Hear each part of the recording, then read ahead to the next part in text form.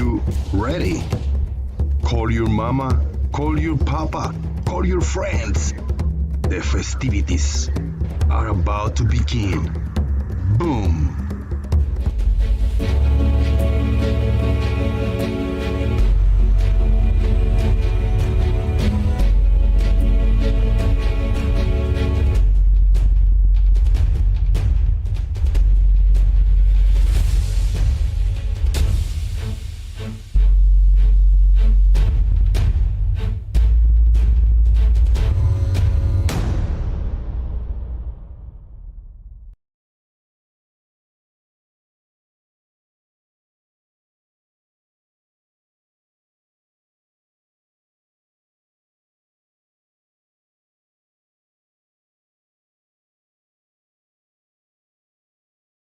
Boom!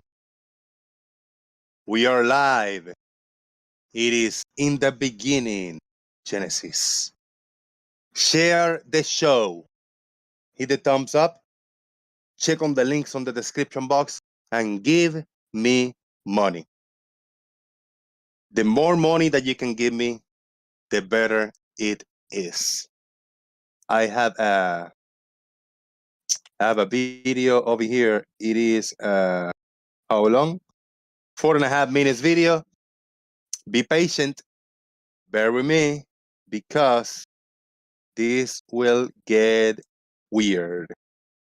This will get very weird because this is unlike other things I do in the channel, but we're gonna do it. Here we go.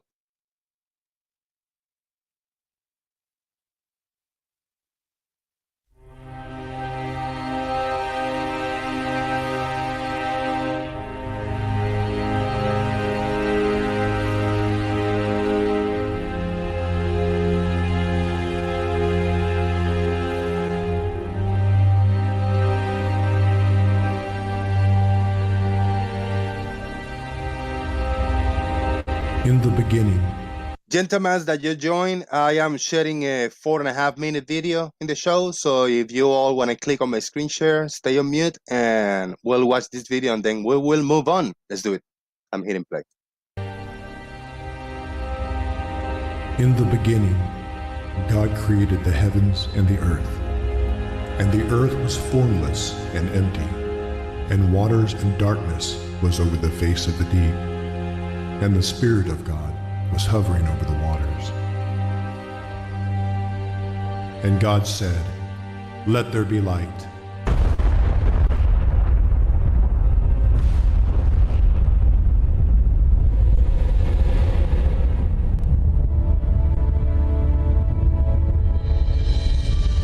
And there was light. God saw that the light was good, and he separated the light from the darkness. God called the light day, and the darkness he called night. And there was evening and there was morning the first day. The second day God said, "Put an expanse between the waters on the earth and the waters above." And God called the expanse sky. On the third day, God said, "Let dry ground appear and separate the waters on the earth." And it was so.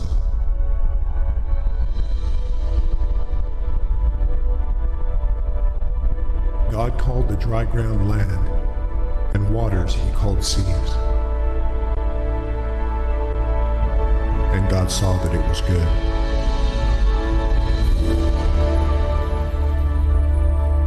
And God said, "Let the land produce vegetation, plants and trees."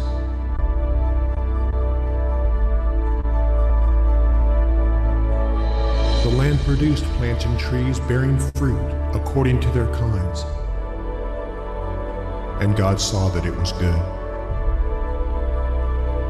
The fourth day God said, "Let there be lights in the expanse of the sky to give light on earth."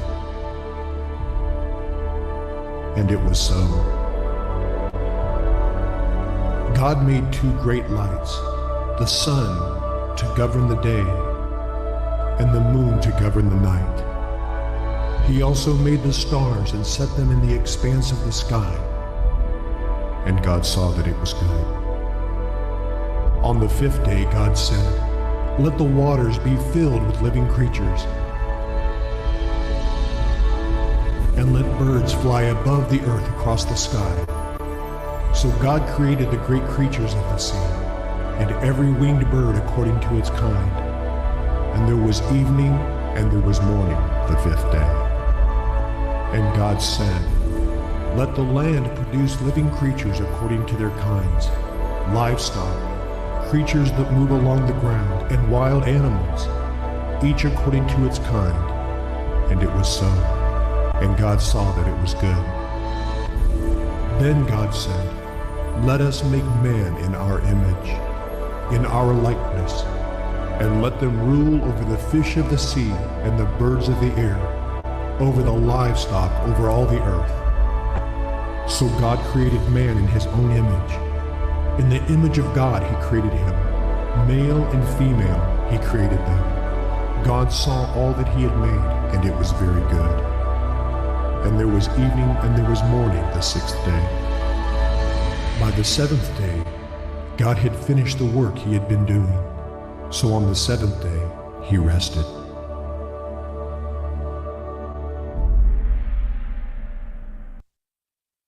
Boom. Shout out to whatever video that was. That's a random video that I found on the YouTube. I played the first few seconds. I said, all right, you got some images, and it kind of, just recites the first few verses of the Bible. So that's what we're going on.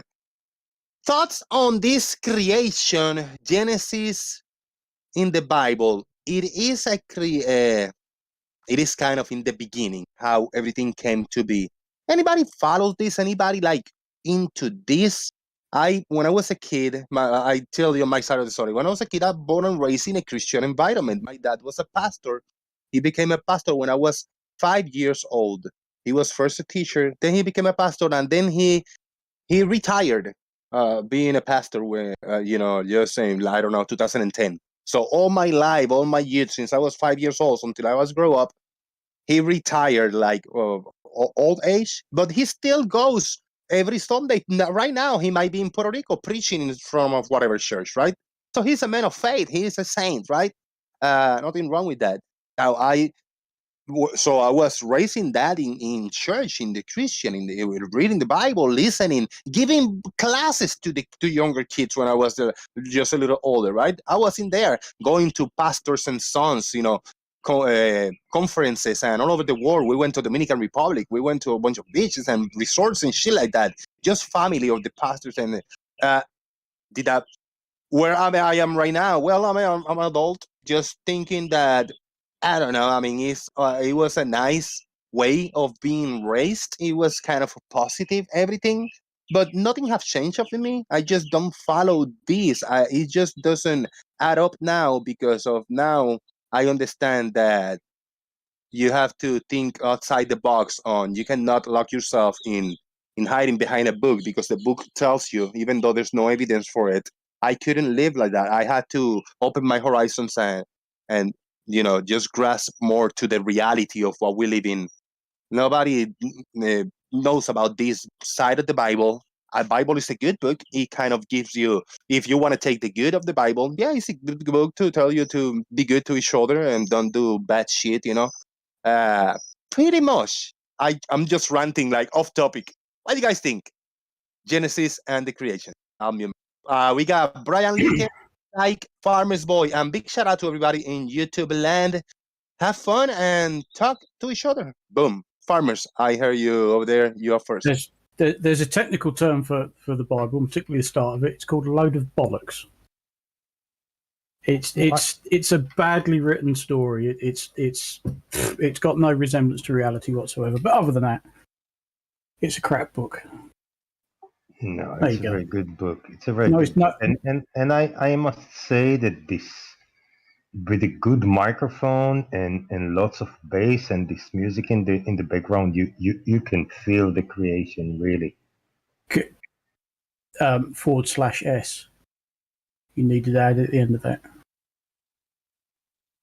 It's not even a good book. It's got its uses because it's quite often printed lots and lots of very soft pages. Always handy in an emergency. Brian Lee, well, do you like learn anything creation, related with the Bible and all this stuff? How were because you're an older guy? How was your youth? Did you learn any of these, or did you read it on your own time as an adult? What's going on with that creation, the Bible, for you, man? What did Farmer's Boy say? He said the Bible was a load of bollocks. A lot of bollocks, pretty much, yeah. Yep. Well, I mean, that's crazy, man. Count from somebody who was there. Hold on, Lemon. Let's give the opportunity to Brian Leakey to give us his thoughts first, and then we'll go with you. Brian Leakey, tell us, man. Do you learn about this creation, and do you still follow it today? And what do you think about it? Okay, Brian. I think it's what other books do we? I mean, even if you're just going to use it for history, it's the only written history we have that's accurate. Unless Farmer's Boy has a better history book. I mean, history of what? Of people. Of what? Of some people? All people? Wait, you haven't read the Bible, have you? You haven't read the Bible, have you? Be honest. I've read bits of it. I do actually happen to own the Bible. It's on the bookcase through there. Well, yeah. There's no point in talking to you if you hadn't read it. I mean, I'm telling you, it's the only history book we have. Is it history? That far. Can it be considered history, Brian? Think about it. A history of who? Which people? The people who wrote it. That's all it's a history of. I'm not going to teach him, man. If you hadn't read it, man, it'd be a big giant waste of time. No, but your thought, Brian. History. Do you consider the Bible a history book, and in relation to what? Is it people, places? Is it events? What do you think is a history of what? Of men, of what was going on back then. Even if you don't believe Jesus is the Savior, or if you don't believe he's the prophesied, he was still crucified. That's not just in the Bible. They crucified people back then. I mean, it has the kings in the day, Pontius Pilate, and it has all the different tribes, and I mean, it's just loaded with history. The flood, the migrations of the peoples, the tribes that they came from. Oh, really? You have any evidence for that? Let's ask. No, yeah. Let's not go too far. We are in Genesis, in the actual creation, in the Genesis, the first book, where it gives you what happens in the first few days and these 6 days, because the seventh day if you want to believe all of this, in the seventh day, God didn't do shit. He just rested. He just chilled. He said, all right, we got this in day 1, 2, 3, 4, 5, 6, and then in the seventh day, I lay back and chill, pretty much. Lemonbird, what do you think about Genesis as a story of creation, like physical creation of everything we know today? I think it helps solve the problem of getting a witness account. I mean, if we don't have anybody who's there on file or on location to see what happened, well, then we're going to be at a disadvantage, because we're going to need to make a bunch of assumptions about what did occur.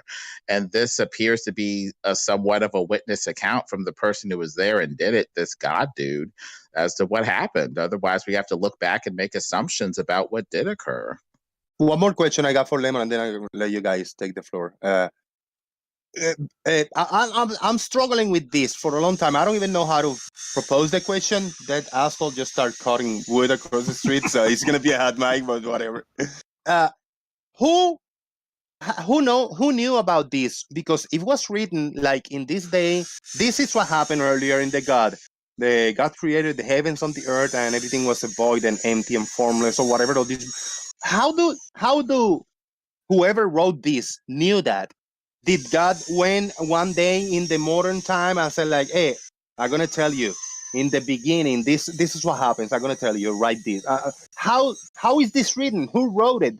And how do we know how to trust? Is it a trusted source? He who wrote this? Go ahead.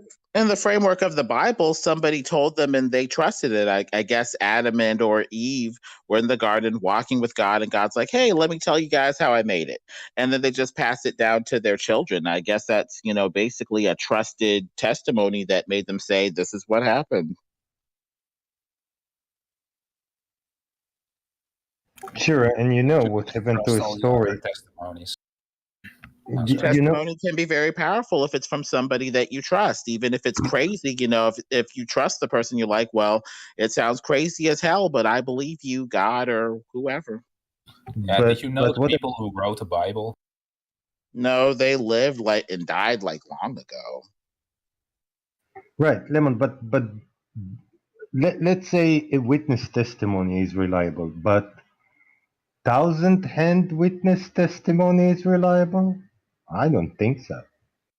Well, I don't know what happened when, the prophets got, the subsequent revelations from the Bible. I don't know if their eyes rolled in the back of their head or whatever, but whatever it was, the culture that got the scriptures, the Hebrew culture, whatever, treated it as if it was the word of God. I don't know if they started floating around, had eyes rolling in the back of their head like a seance or whatever. Whatever it was, they found it compelling enough to say, hey, this is from God. And I guess that combined with the prophecy, what came to pass, literature or whatever, said, hey, this is a supernatural source where God is the author and men are simply the pen writing down what happened, dictated by the Holy Spirit or whatever. Is there I heard that there is fucking every time I'm gonna talk, man. Is there evidence around? There's older books than the Bible and actually very similar stories of how everything was created and the whole shenanigans about the Bible, but mostly about the first book and the creation. I heard that the Bible is kind of a ripoff of a different segments, a little bit from this, a little bit from that, from different mythologies and cults that they were earlier times than the Bible. It's a possibility, but people tend to like simplicity and go to one source, one power source, one narrative. So in that framework, we would have one primary narrative. I would say it's biblical, and a bunch of derivative offshoots. Now, the Bible might have been that's not it though, Lemon. It might have been around in oral form earlier than it was written down, and based off of the oral truth of the Bible, you had written forgeries that came earlier or something like that, or written derivative offshoots that came before the written Bible. But, the oral narrative of the Bible would still be primary or something like that. But what are you saying, Mr. Lee? Right. Yeah, let's go, Brian. Yeah, let me get my version of that real quick. Yeah, Brian. Jose, you got a hot mic mute, man. No, I'm just kidding. Yeah, but, go ahead, man. Let me get my version of that. Like, there are different mythologies and, different books that kind of resemble the New Testament more than anything. I think that's what's mocked or ridiculed as. But it's like this: if as far as the creation story, that you have different languages, different religions that branched off. But I believe that we're all praying to the same God when we talk about the Almighty, the Creator.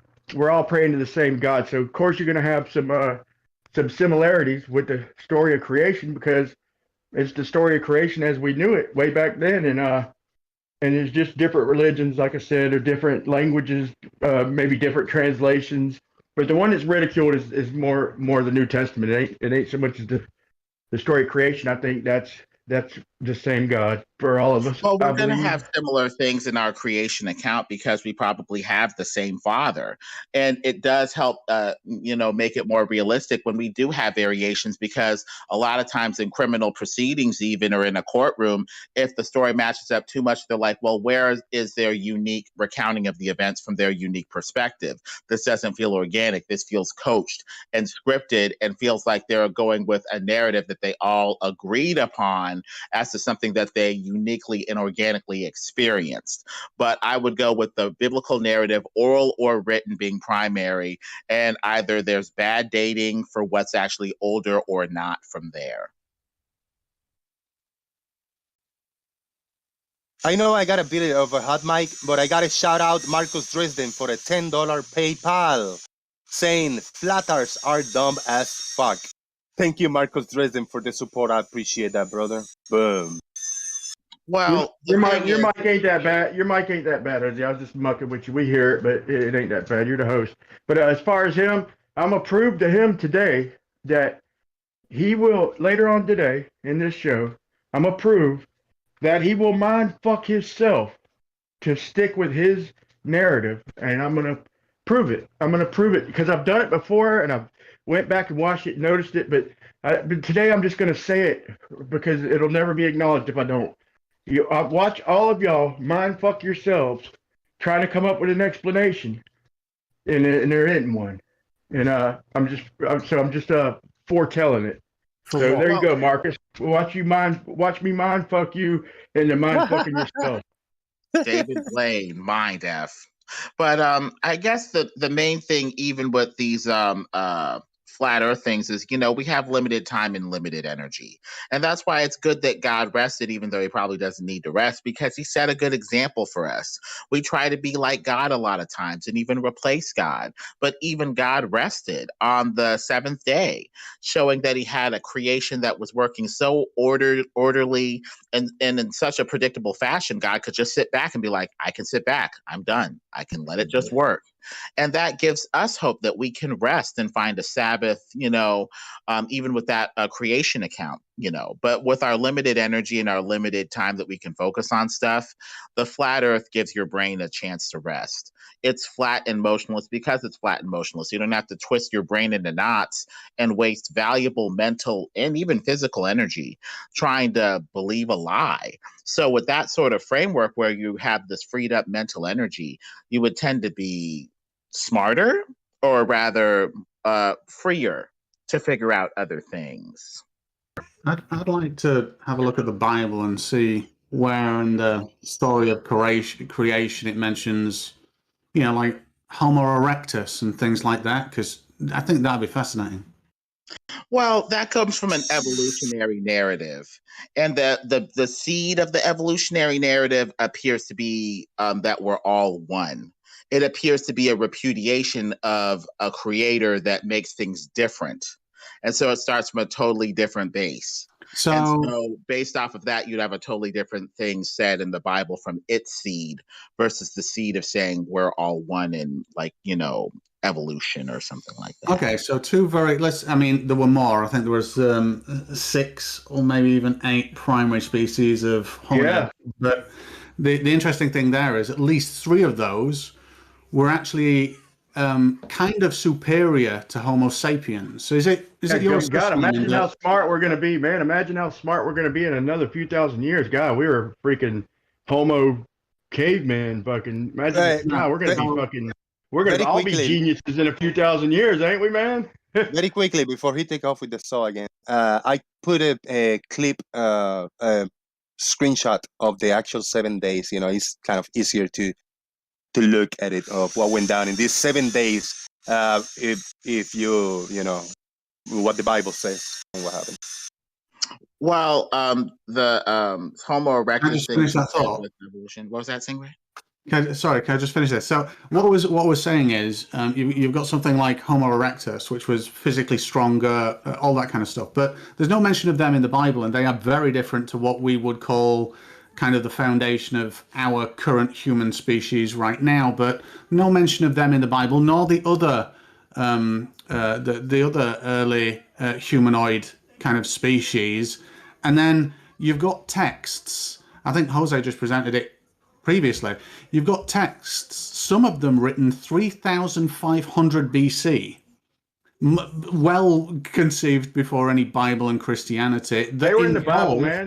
They called it involved the same details. Wait a minute, Brian. That involved the same details. So you can say that the Christian Jesus Christ, and like I say, I think Jose had it up, is there were multiple. It's an amalgamation of multiple independent characters like Horus, just loads of them put together, and they're so specific.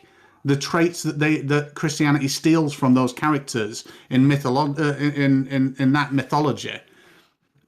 So it seems to be a fictional character made from other fictional characters. which is cool. But I will say this one last thing. You don't believe that Pontius Pilate? You don't believe Pontius Pilate crucified a man named Jesus? I've got no idea. It's possible, but whether that dude was a space wizard, I've got that's hard to believe. But what I will say is, to me, you don't believe Pontius Pilate was a king? Oh, for fuck's sake! Yes, I believe Pontius Pilate. Hold on, let's try to stay. Yeah. But my final thought on the Bible is, I do think it serves a few purposes really well. I actually do. Besides the horrific morality in some of it, it does have some redeeming morality in it. So even though it's horrific in some respects, it's not bad in others. But I do think it serves its two primary purposes really well. The first is people who are scared and can't accept their own morality. It gives them a psychological way to get out of that. And that's fair enough, because for some people that will be way overbearing and probably a very negative thing. And then the other thing is it's helped control civilizations throughout history. Less so now, but definitely across multiple continents, it really has helped subjugate. To be honest here, let me ask you a question, man, because you'll keep going if I don't cut you off somewhere, bro. Right? We all know that. Man, have you ever read the whole Bible, or be honest, man? What, from cover to cover? I would have to say I don't know whether I've read everything cover to cover. Well, let me ask you a question, man.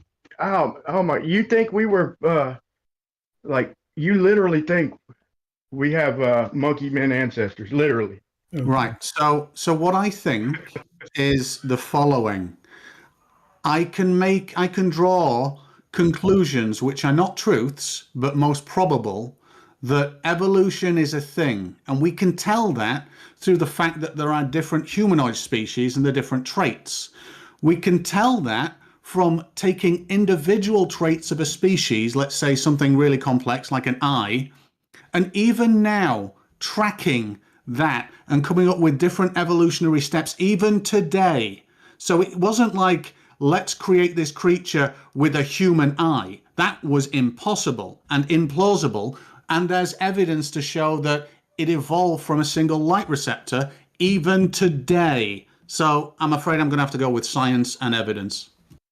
Well, science comes from a different standpoint. Well, depending on which iteration you're talking about with science, trying to fit the evolutionary narrative into the Bible or vice versa would be the question. I guess the question is, which narrative are you going to allow to be foundational and primary? If we're going with a different, seed for the start of this narrative or the start of these ideas and how we're going to work through these ideas, that we're all one, which appears to be more of a Far East, sort of idea that we're all one, versus a different seed for these ideas that's biblical, saying that, God created things in different kinds and different iterations without necessarily having this one thing that everything else sprang from, you're going to get different conclusions. So at that point, those Homo erectus things that you're talking about are either forged, sawed down, Piltdown Man-esque forgeries, or there's something else that is more accurately interpreted or better interpreted vis-a-vis the framework of the Bible. Long-lived patriarchs or matriarchs that lived for hundreds of years and had a huge brow ridge, thicker bone structure, and superior structure to the degenerated man that we see today after thousands of years. Dude, I got a brother-in-law who's a fucking Neanderthal, man. That don't mean that, you know what I'm saying? There's Neanderthal, they call it Neanderthal foreheads. A lot of Italians have them and shit, and they have the brows. Yeah, that's not the same thing, Ryan. Just dude, but look, let me just say, man, if Stingray believes that we were fucking Homo, whatever. If you believe that, then you got to believe in ancient aliens, then, right? No, so wait a minute, just really quickly. I mean, you kind of have to, man, if you think about it. Okay. Then if that is your assertion that I kind of have to, you can just be wrong, and I'll leave that with you. But think about it, man. It doesn't matter how much you assert I believe in something, Brian. It doesn't necessarily make it true. Now, I just want to address something Lemon said. Which narrative and foundation do we go off? What do you mean by narrative? We have two different narratives here.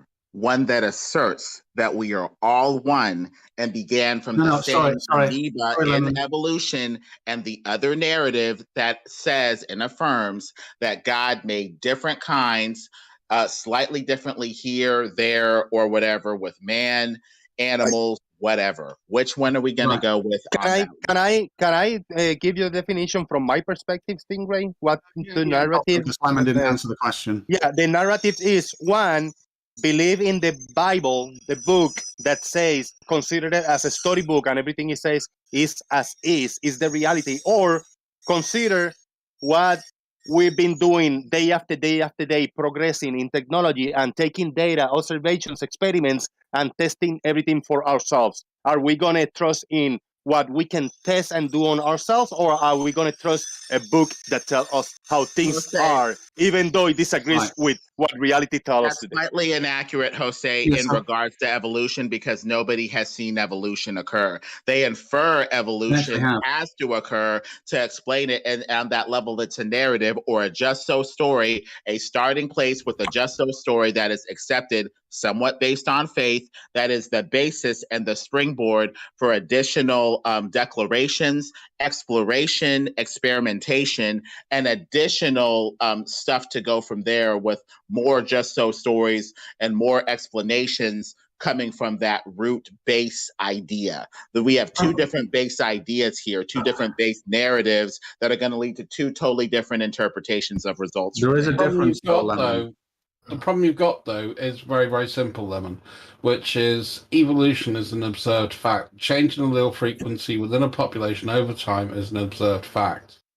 Organisms needing to be plastic to their environment is an observed fact. Speciation is an observed fact. We've done it with multiple different types of life. On a level, though, that's not quite the case. The interpretation of the facts is what's key. Even though we do see some variation in whatever we call populations, even if I was constrained that for quote-unquote evolution purposes, it doesn't go outside a certain confine or a certain boundary of variation. A cat still becomes a different type of cat. It might become a bit smaller or a bit shorter, but it's still a cat. And so that still implies a certain degree of design, and the way that the evolutionary narrative is usually interpreted by some of its most zealous proponents as some sort of somehow disproof of creation is not a warranted interpretation, because even if we do see some sort of change in allele frequency, a cat is still a cat, and the cat does not, morph or transmogrify into some sort of non-cat thing. Question, Lemon. That's not what's. One second, I'll just finish this off thing when I go back to you. But that's a problem. I think they give up, dude. I mean, if they show me one species, Thanks. So yeah, I mean, the problem I've got with that is, we're talking about things that we can observe over reasonable periods of time. So stuff that basically shags and has offspring or multiplies in a relatively rapid process. So we see generation after generation. When you're looking at things like cats, it takes a longer period of time, funnily enough. And that's the cop-out, the get-out-of-jail card. And the thing that I'll finish on is what in the theory of evolution denies a created universe in a general sense, not in a Christian sense, but in a general sense. Well, it's the way that people interpret it. There's nothing in evolution per se that necessarily negates creation, but the way that people promote and interpret evolution does. People say, we have this creation account from this God guy. Evolution contradicts this account. We have a foundational belief in evolution over this biblical creation story. We are going to throw out this creation story and say, in particular, this creation God guy's account and this creation God guy himself is irrelevant and or falsified based off of our foundational belief in this other narrative. It's the interpretation that is key, not necessarily evolution per se. Yeah, that was a complete sense of nothing for me that didn't advance the conversation on at all. I mean, can I just add one point to this? Go on, Rick. The single point I want to add is, evolution. So in speciation, in changing, let's say quite a diverse change, we would expect leftovers. Yeah. So in something changing from species A to species B with incredibly different traits, we'd expect some actual little leftovers that aren't fully done yet. And when we look for them in species, we see hundreds of thousands of them. Probably the one that jumps to memory, the one that jumps to my mind immediately is whales. Whales were land animals. Why? Because they have still, even albeit in the middle of, you can see that it's been shrunk down and the structure's changing. The structure is still hind legs and front legs. They just happen to be within flippers. But the full set of bones are still there. Well, that's why we need to talk about whether evolution totally precludes. We are off topic. I want to bring it back. Before we go too far. Well, let's talk about this for a few more minutes. I want your thoughts, guys, right? Because before we go to this, I'm sharing my screen. Before we go to this list of the days, day 1, 2, 3, 4, 5, 6, 7. In the beginning, there's something earlier before in the beginning, and I pull a quote from the Bible. Because in the beginning, God started creation. No. In the beginning, God created the heaven and the earth. That's the first words in the Bible. First words. So in the beginning, God created the heavens of the earth, all right? And the earth was without form and void, and the darkness was upon the face of the deep. And the Spirit of God moved upon the face of the waters. I just want to focus on this. In the beginning, God created the heavens of the earth. So he already created the heavens of the earth. But then if we go here, in the second day, the sky was created. I thought the sky was the heaven, and then the earth, the dry lands were created. The dry lands in the third day. Didn't that happen in the beginning, like before even the first day? Well, so, the heaven has. What's going on here? The heaven has several divisions, Jose. We have the air above the surface of the land, number one. Number two, we have the solid structure of sky, the firmament, which keeps out the waters above. Number three, we have the waters above. And number four, we have heaven proper, the heavenly sanctuary of God. So there's, at least four senses of what, if anything, is encapsulated with heaven, but altogether that would quote unquote be heaven. Anything, I guess, that's basically not the earth, that's above the earth, I guess would technically be the heaven, including. So when he say the earth was without form and void, and the darkness was upon the face of the deep, is this?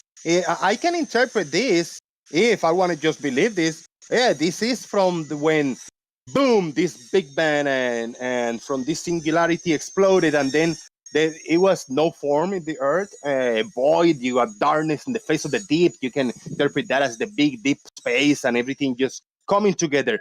What was the time lapse between this, when the earth was with a form, void, darkness, and the face of the deep, until he started moving on to the day one, light was created? What was the time lapse?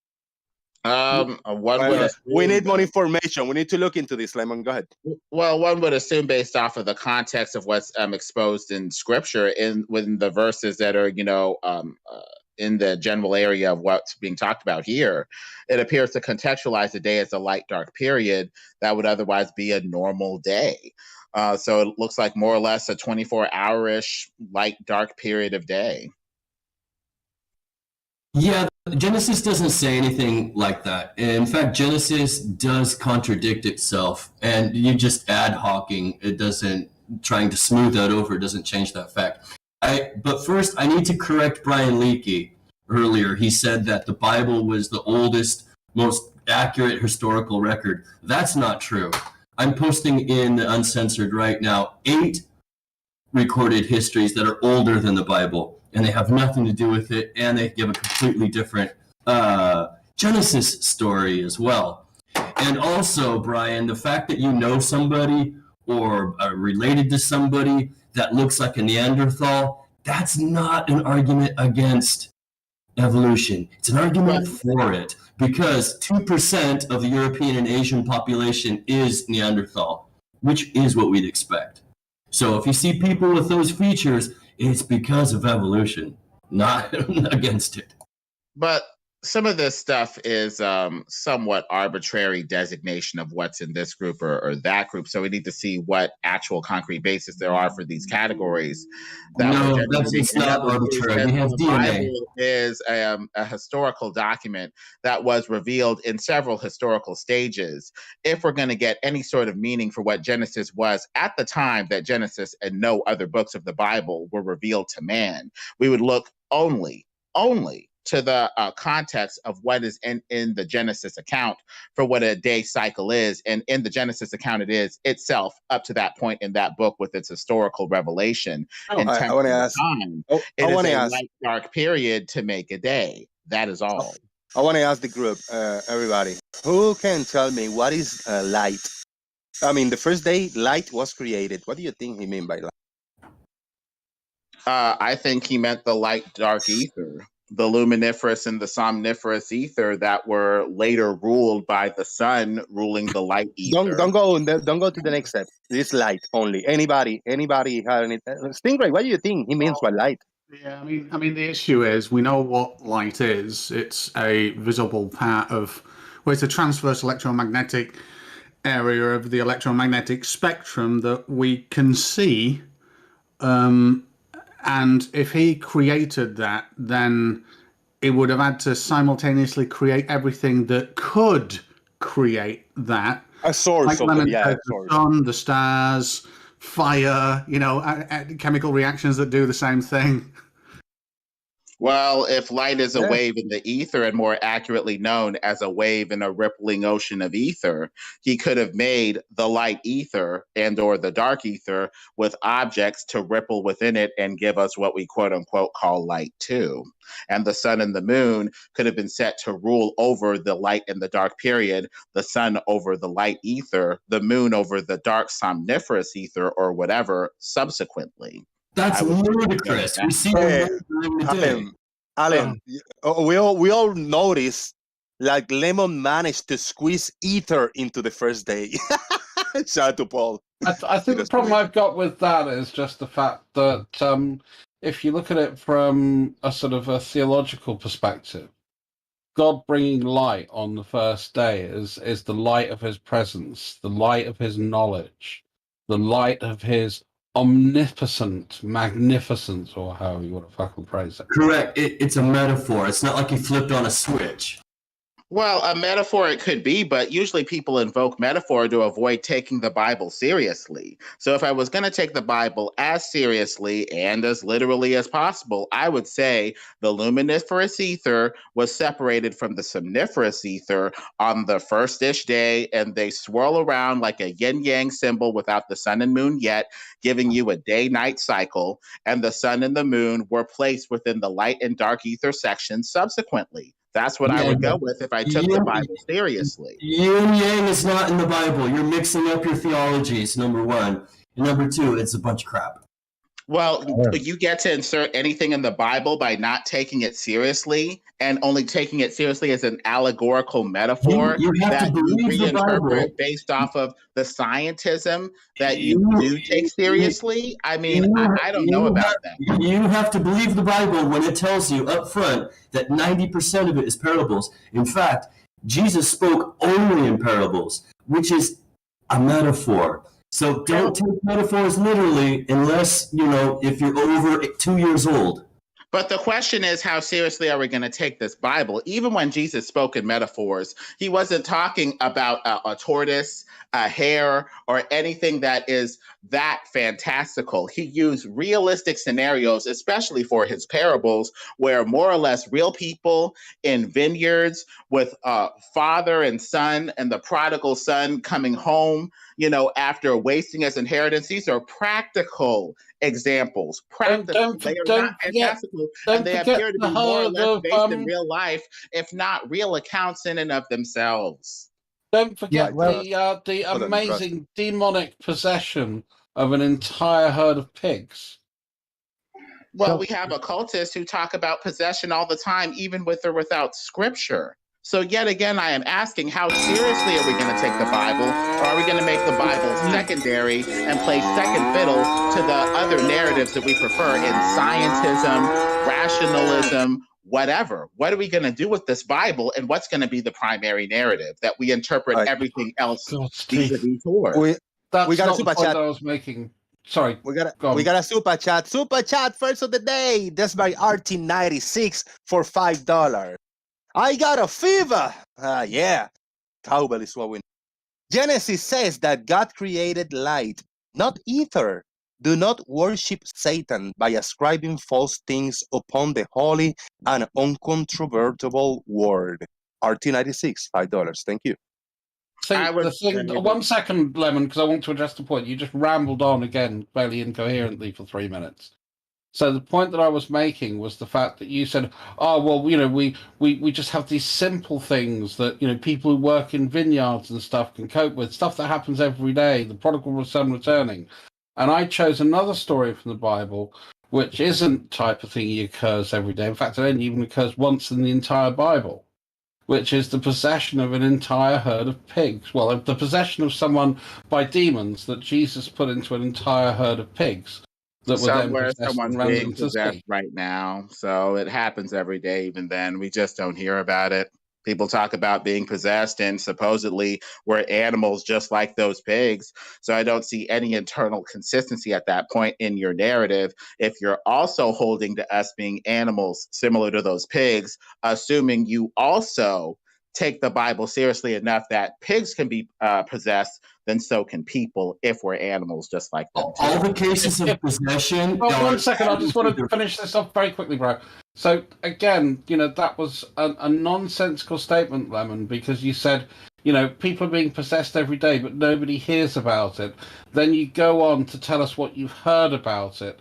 That doesn't make any sense. I would like to hand the mic straight back over to Bro Adam, because that is a response to a point you made. It doesn't need any clarification. Anyway, people talk about being demonized all the time, some entity coming inside of them or whatever, shoving them to the side and taking control of their body like it's a robot. Yeah, so all of those cases of exorcism are either fraud or schizophrenia, and you're doing a disservice to humanity by someone that's suffering from serious symptoms of schizophrenia. All right, we don't need to go there. We go to step 2. We're not gonna go there. Yeah. So, Lemon, who put you to interpret? Okay. Second day. Are we still talking about the first day, right? The first day, the light was created. No. Okay, Chai. So light was created, right? You're going to talk about it. Go ahead. Yeah. Why did Lemon find it to interpret the Bible when it says light, which is obviously visible light that distinguish a day from night and make it luminiferous ether? Well, we have to talk about interpretation because we have two different roles of interpretation even here, because one side of interpretation wants to take the Bible seriously as a historical, veridical narrative that can eventually be found out in faith and in history or whatever. And another side wants to say, oh, it's allegory. We have another realistic primary narrative over here that we're going to twist and interpret the scripture toward, but we're not really going to take the Bible seriously as the primary narrative. Even that is a question of interpretation right there. That was my question. I asked, who put you to interpret the Bible? What is your knowledge of the Bible that you think you can interpret it in any way? I have faith in God and that's right. And I take him seriously. So that informs me enough to go read the Bible with the Holy Spirit without twisting it, perverting it, and destroying it vis-a-vis some other primary doctrine that I ultimately want to use to crush and overshadow the Bible. I think that basically qualifies me right there. But other than that, I'm just a layman trying to see the truth in this stuff. Right. So don't interpret the Bible. Those who interpret the Bible, they can tell you the letter in each paragraph in each book that you can choose. But what they know the Bible in and out.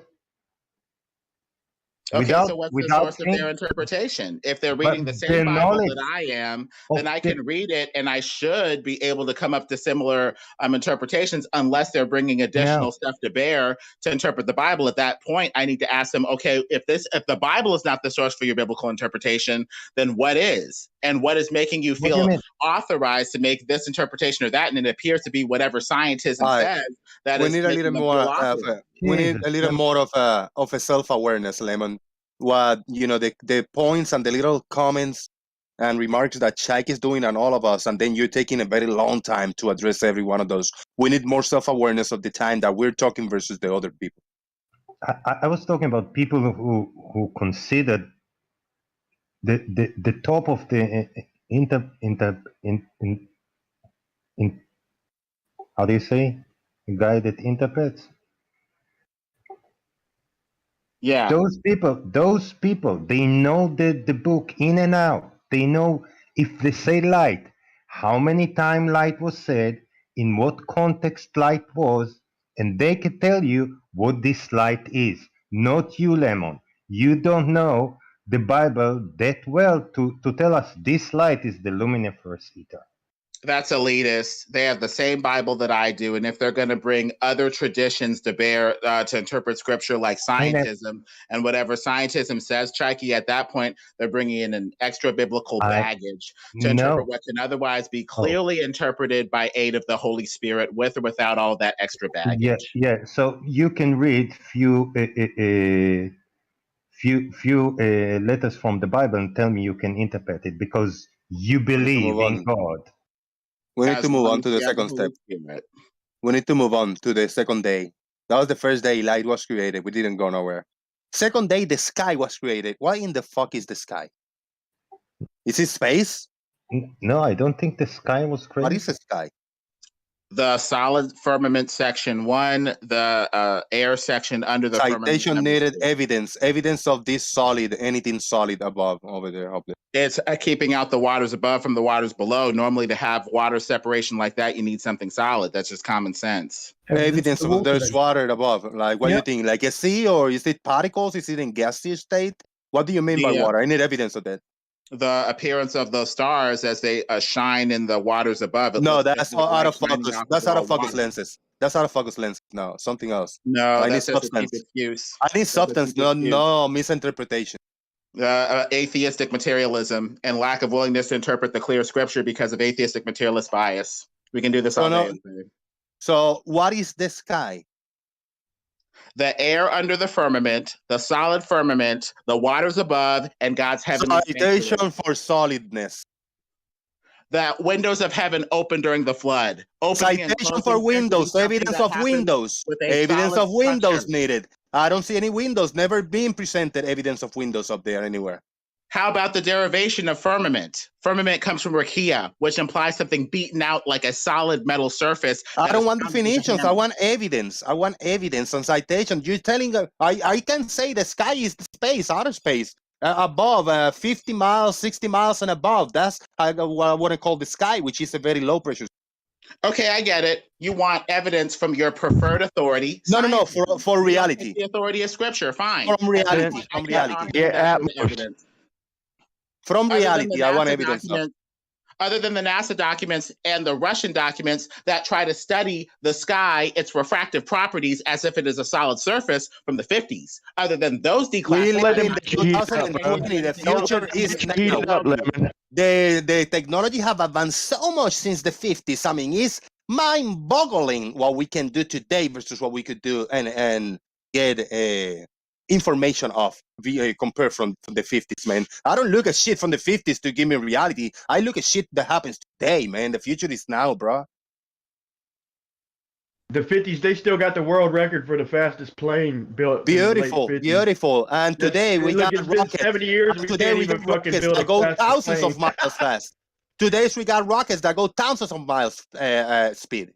I hope you realize how self-defeating that is, Jose. You're basically saying newer is always better. So if you find a truth now, it's more accurate. I'm not saying it's better, but it's more accurate. In a year or two, the truth that you discover now would be irrelevant. So what you're saying is very self-defeating. If they found the truth in the 50s, Jose, then they can translate that to us today just as easily, whether it's old or not.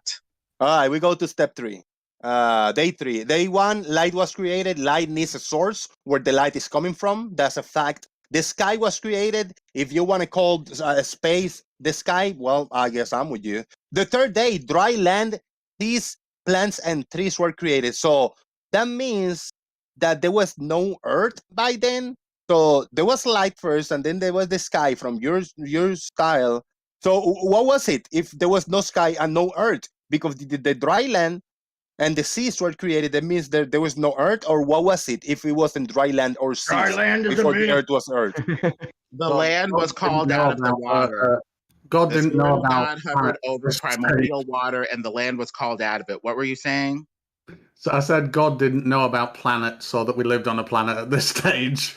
No. The Spirit of God hovered over the primordial chaotic waters, and the land was called up out of it. So there was water over the face of the deep, chaotic, empty, void water, and the land was called out of it. That's where the dry land starts to appear, supposedly.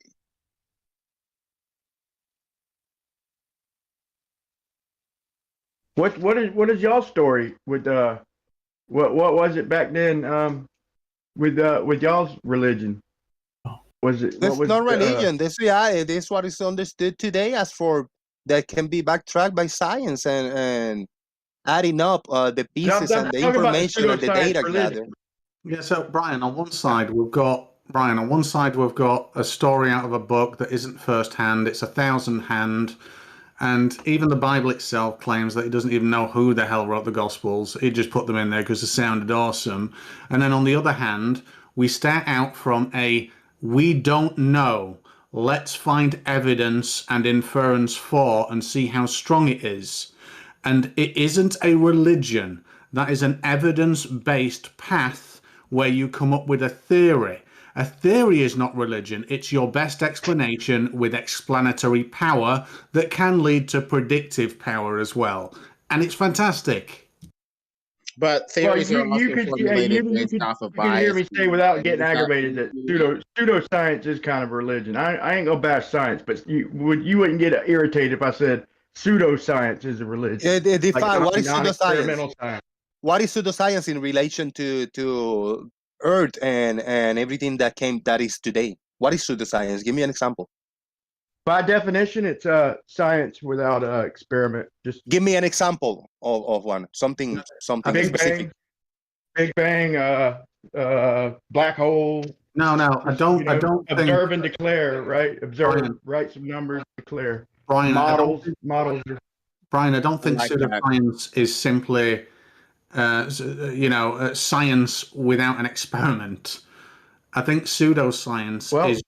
I think. What's the definition of pseudoscience? Is drawing a conclusion and then trying to find evidence for that conclusion, ignoring all else, and sticking to that conclusion and calling it a truth. That will be pseudoscience for me. But I like how that's not what I meant. What I meant was I meant the definition, the dictionary definition of pseudoscience. That's what I was referring to, and that's science without experiment. I gave you 2 examples of pseudoscience: astrology and flat earthism. That's pseudoscience. But the thing that makes pseudoscience supposedly is something that isn't observable, testable, repeatable. We can't repeat a Big Bang. We observe and declare, just like Brian Leakey said, which is highly theoretical and sometimes faith-based. Sometimes we observe and declare because we say hate the scripture or don't want to go with the scripture, and we say we're going to go with anything else other than this narrative and make our subsequent theories observed and declared based off of this basis as opposed to this basis. That's where things can go into interpretation and potentially pseudoscience if there isn't something observable, testable, repeatable here to go with the Big Bang and this other stuff. So, Lemon, all your miracles performed by your magic space wizard Jesus is pseudoscience then under that definition? Science, as in observable, testable, repeatable, it would be a miracle, not science. If we're talking about science, aren't we talking about something that's observable, testable, repeatable? Really quickly then, do miracles conform to pseudoscience then? Yes? They conform to miracles. Yes. Different rules. It's wait a minute. It's untestable, unobservable. You can't repeat it. We can't understand it. Yeah, that's exactly what you said pseudoscience was.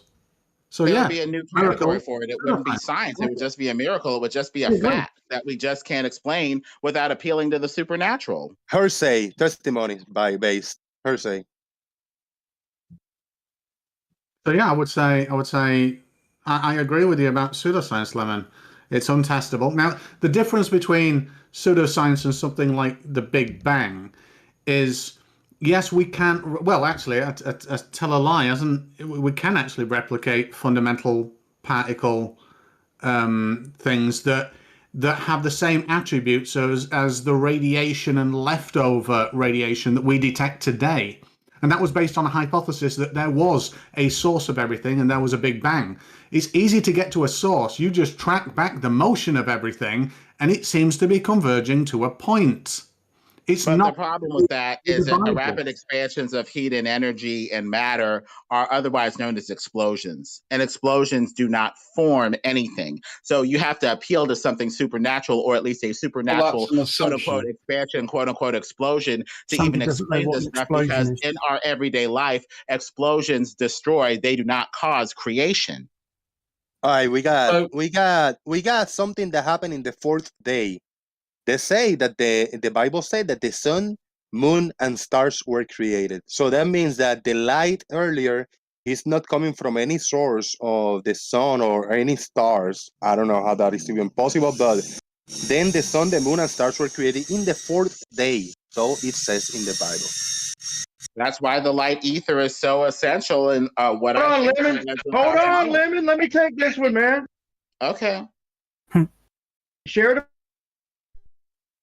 Before we end the other one, I actually, but it's a cool. You broke up. You caught up, Brian. Yeah, it's like every third word. Based on the scientific method. That's what you caught up. Okay, I didn't. How about the aurora borealis? Does that come from a light bulb or a sun or a moon or stars? I mean, that's light, right? That's just ionized gases, right? Yeah. So that's all we need for light is ionized gases. Am I right? Yeah, it's plasma that's being excited by charged particles coming from our sun. Okay, then on the first day, God made charged plasma ether that was a light zone or something like that. I'm perfectly fine. Ether again, Brian. You want to throw ether in the first day, right? Like one way or another. Fuck the face. Well, it's a necessary theory, Jose, because otherwise you're not taking the Bible seriously. You're just throwing it out. But you are the one that is not taking the Bible seriously, because you are adding something that is not mentioned in the Bible. Ether is not mentioned in the full Bible, one way, shape, or form, in any way, shape, or form. Light is separated from dark. So at the very least, darkness is a substance of some sort to provide some sort of separation from, or something to that effect, when God says, let there be light, and light is separated from darkness. So to take the Bible seriously, making something up. So you're making something up. You're making the ether up to throw it, to smooch it in there. And that's preferable to you throwing out the Bible because of the dictates of man's scientism? I don't know about that, Jose. I'm not saying I'm not throwing out Bible. I neither agree or disagree. I don't even agree or disagree with anything that the Bible said, or the science, what normal people think that happened with the Big Bang and everything came from a singularity. Any of that, I don't even agree or disagree. I don't have to either believe or disbelieve. We're just talking about it, and you are just how do you say? There's a term we use in Puerto Rico. You preaching the gospel in your underwear, you know. Because you don't have anything to stand on. You are preaching and saying something there's something in the Bible that is not anywhere in the Bible. You're just making up ether and throwing it in the first day. I don't know what in the fuck you're bringing ether for. But Jose, some of this is to be expected. The Bible was made historically before a lot of these terms that we talk about: Big Bang, evolution, Cro-Magnon this, Homo erectus this, or whatever were constructed in the first place. So you're dealing with a historical document, or at least a document that people take as historical, that doesn't have terms for these things yet. You're going to need to infer based off of what the text is pointing to or saying before these terms were created. And at the very least, light and darkness appear to be separated as some sort of formal substance that one could easily classify as a light and or dark ether or some sort of substance of space anyway, before the sun and the moon are there to convert the light. Otherwise, how else are you going to take the Bible seriously? I got a last comment in form of a question. Is the book of Ether a missing gospel, just like the Enoch? Thank you very much. The only book that's missing is the Book of Opinions. The first book, Second Opinion, talks about the ether extensively. The Book of Ether's in the Book of Mormon. There you go. Well, Mormonism talks about a God that had sister wives and makes spiritual children through spiritual. I couldn't give a shit what those loonies believe in either. It's just that the Book of Ether, ETHER, is in the Book of Mormon. That's it. Well, you need to test these systems for internal consistency as opposed to just throwing them out totally. The Mormons say they take the Bible seriously, but the Bible says the beings up in heaven are as angels and are neither given in marriage, so that means no sex, no spirit wives, none of that stuff, assuming they believe the Bible. Your interpretation of the word ether isn't in the Bible at all. The interpretation. I don't mean to throw you under the bus, but isn't it the Book of Esther in the book in the? Oh no, that's something else. Yes, when I was googling it, it kept correcting it to Esther. That's a different thing altogether. There is a Book of Ether, but it's Mormon. Lemon, they're just mad because gravity ain't in the damn Bible, Lemon. Don't let them get to you, bro. I couldn't give a shit what is in the Bible. Either, but ultimately they want to throw out the Bible anyway. So at the very least, we need to talk about what consistency is or is not available, biblical or not, with the interpretation of these texts. That's all. We got two more days, and this is gonna be easier because it's kind of, one came one day, then the other. But in the fifth day, day número 5, no 5 de mayo, but day 5th, creatures that live in the sea and creatures that fly were created. So there was no other thing, but only in the sea, and they fly. Now, does this include mammals? I mean, like whales and dolphins and stuff like that, or I don't know. So it's swimming one-celled organisms and like flying bacteria and bats and stuff like flying. Well, whales are descended from a creature that looked remarkably like cows, so that's a bit of a struggle. And then after that 5th day, after we got fish and birds, then we got the animals that live on land, and finally humans. Yeah, made in the image of God. So what was made in the image of God? The animals that live on land? No, all things are made the in the humans? image of God. All of them, right? The animals that live on land and humans were made in the image of God. Well, actually, God was made in the image of man, but you know. Does it say man was created in his image? Oh dear. Animals that live on the land and finally humans, made in the image of God, were created. What was made in the image of God? Animals that live on land and finally humans. And basically, the reason I can justify that is because God is good, and when God looked upon his creation, he saw it was good. Now, in the 7th day, this is a tricky one because he say God finished his work of creation and rested. So what was left to do when he say he finished his work? So he finished his work in the day 7, took an hour, maybe an hour and a half, and then rested, chilled the rest of the day. No, there's loads left still to do. You've got viruses, you've got incorrect cell division that cause cancer. There's loads left for him to do yet. A lot of things. Before you answer, before you go, Lemon, just wanted to read the comment, and then it's you, I promise. Slice Ken showed up for a big super chat. This super chat is by the amount of 6. Thank you, Slice Ken. Can someone point out in the Bible where North or South America or Australia were mentioned? And why did Europe not know in the 1300s? That is a great question. I'm going to copy paste that comment and put it up on screen. Lemon, what were you? Slice Barcane, you do know that there was a global catastrophic flood that changed the face of the earth itself. What we commonly known as North and South America nowadays were probably at best high mountains, if they existed at all in the pre-flood world before the face of the earth was changed dramatically. So the topography of the land would have changed, all the way up until modern biblical times if you're talking about a flood. Those nations would either be under totally different names or not mentioned, one would assume. Do you have a rough sort of timeline for that flood, Lemon? But people date it to roughly 4,000 to 6,000 ish years ago. Roughly, they basically talk about that being the rough date of the flood. If you're going right, so just as a small aside, another okay, you don't have to keep talking. As a small aside, there's evidence of ancient civilizations thousands of years before that time. Well, based off the biblical narrative, either they're lying about their dating or their dating is off. We need to see, basically, sir, the basis for the dating and see if it is consistent or inconsistent and possibly deceptive. There were entire civilizations that existed way before the Bible was written and way before the so-called flood supposedly happened. Which ones? Try Göbekli Tepe for a start. Okay, you have a pre-flood civilization. And we left out archaeology, Jose, with the pseudoscience, bro. This pre-flood civilization shows that it is or is not outside of the biblical timeline that's authorized by, say, the age of the patriarchs from Adam to now. I think my opinion is that archaeology is actually one of the strongest science that we got today. One of the strongest branches of science. I consider archaeology as a stronger branch of science than astronomy. I actually personally do. Why? Because there is substance, there is physicality, there is juice that you can absorb. Yeah, but you're right. There's bones and all that, but by definition, it's pseudoscience. No?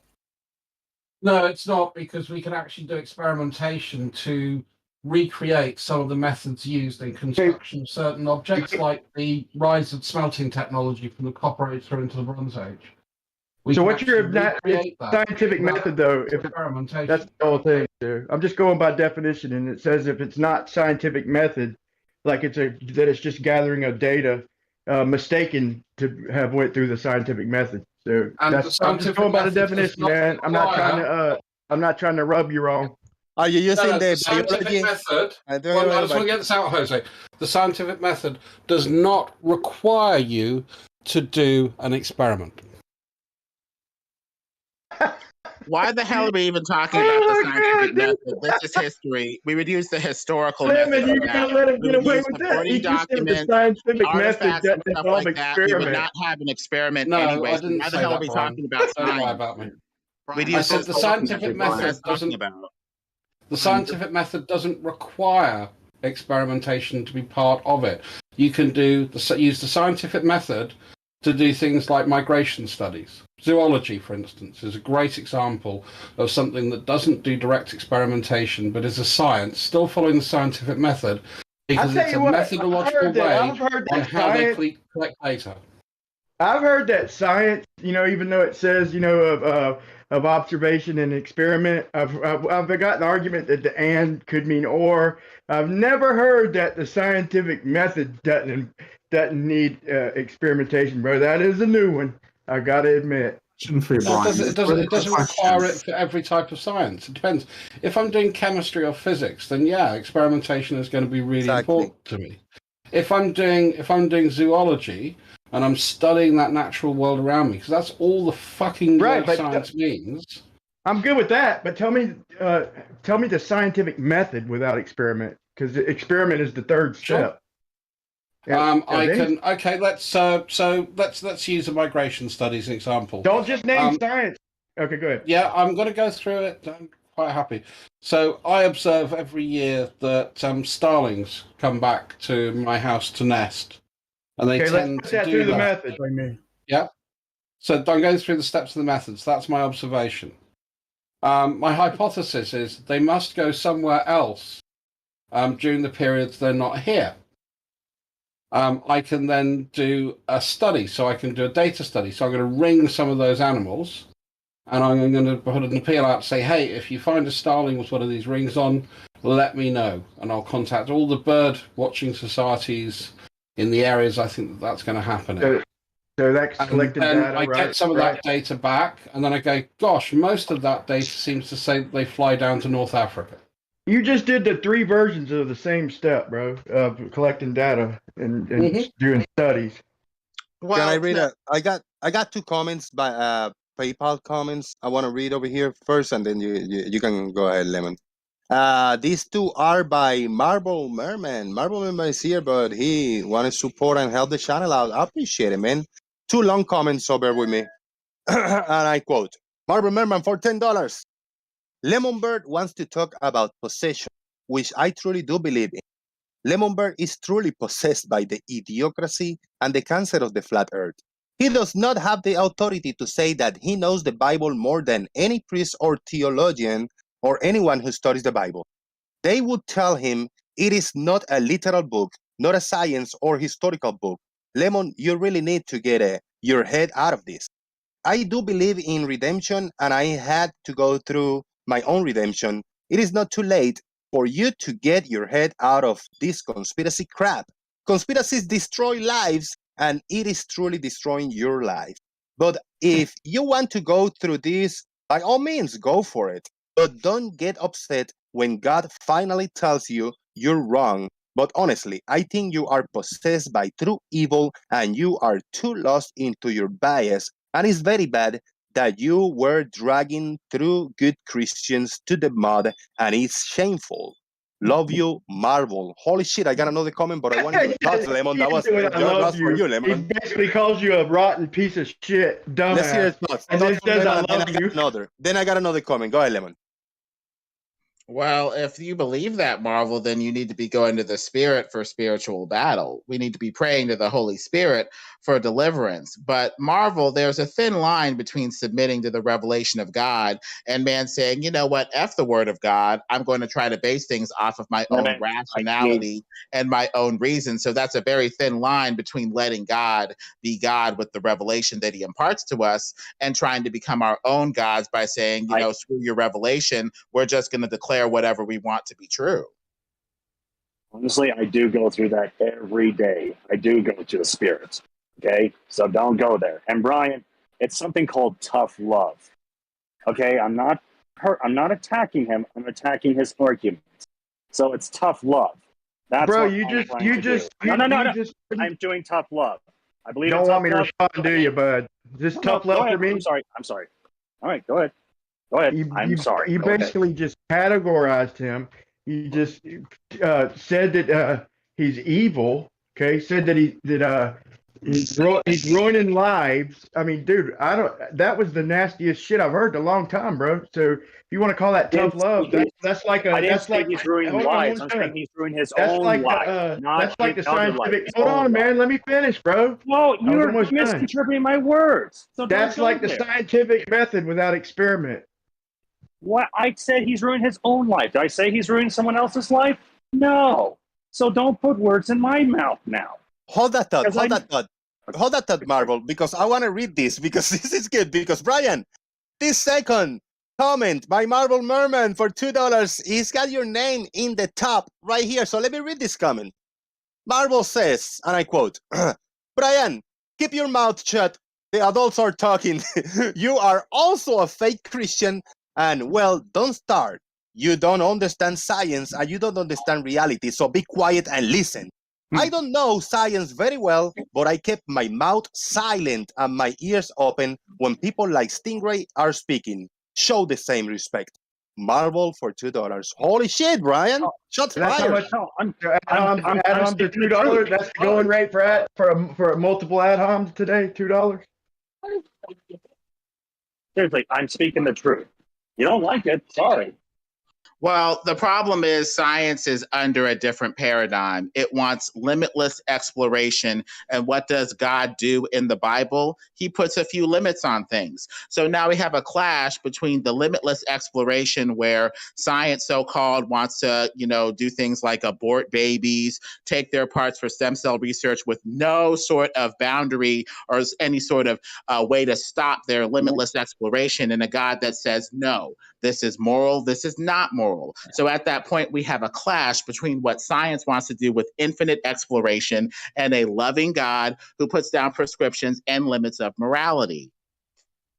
I'm sorry, hey, let me change the tone a little bit here, man. Brian, I'm going to go out of some. May I ask a question real quick? Who was it that said? I just want to know who was it that said that the scientific method does not require experiment? Who was it that said that? Druss, Druss. Does anybody else agree with that? That the scientific method? Yeah, I do. There's statistical analysis. There's data science. They don't actually require an experimentation. I didn't say science. Anyway, no. I'm saying, does anybody agree that the scientific method? I have to just say something, Brian. Lemon, you mentioned morality of your God in the Christian Bible. That is one of the most immoral creatures I have ever come across a story of. Yeah, pretty fucked up. But hey, Stingray, do you agree? All right, go ahead, Lemon.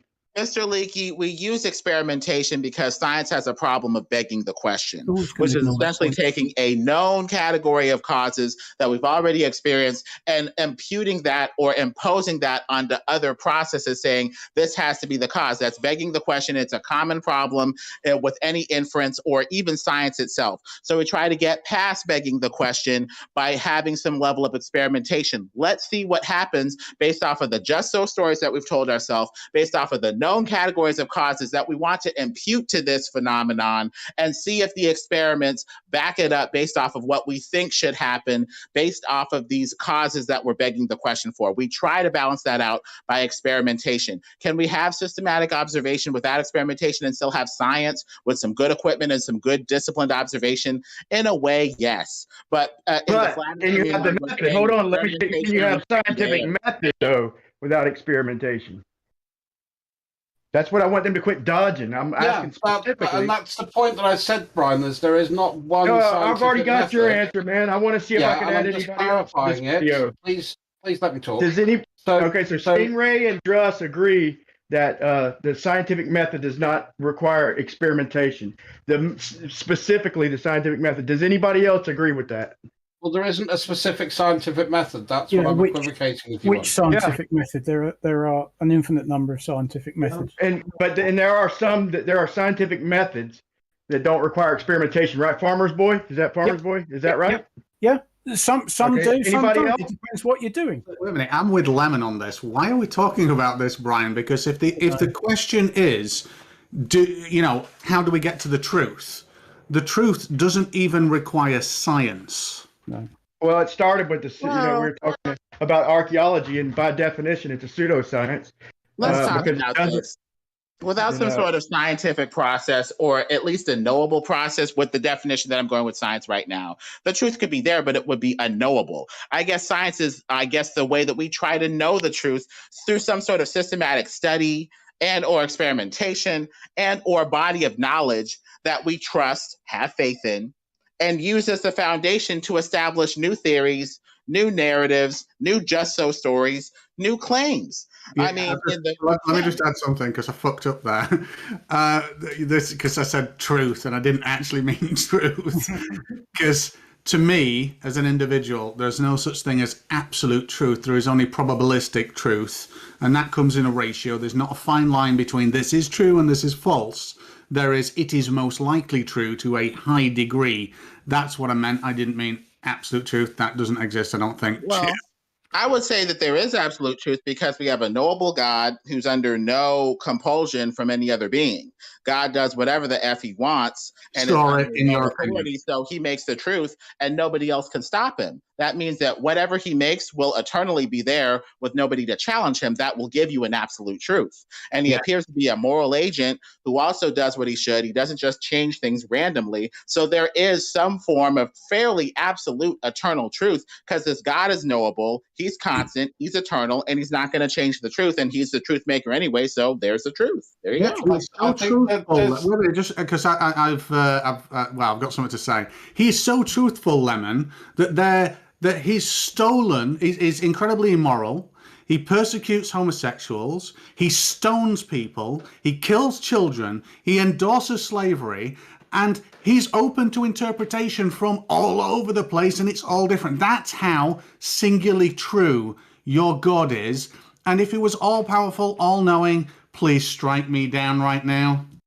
Well, what you're saying doesn't make sense, because he always gives the reason for why he does stuff, which means that he's accountable, and he says that this is the reason why I did it and was, was justified in doing what I was doing, aka this is how I'm a moral agent. If he was a tyrant, we'd get nothing from silence from God if this happened at all, assuming he has deigned to speak to us in the first place. So what you're saying is either way, you might want to stay on him. Who tells us why he does stuff, and that flies totally in the face of this amoral tyrant that you talk about. That. Amoral agents don't do that. Either way, Lemon, we better stay on his good side just in case, right?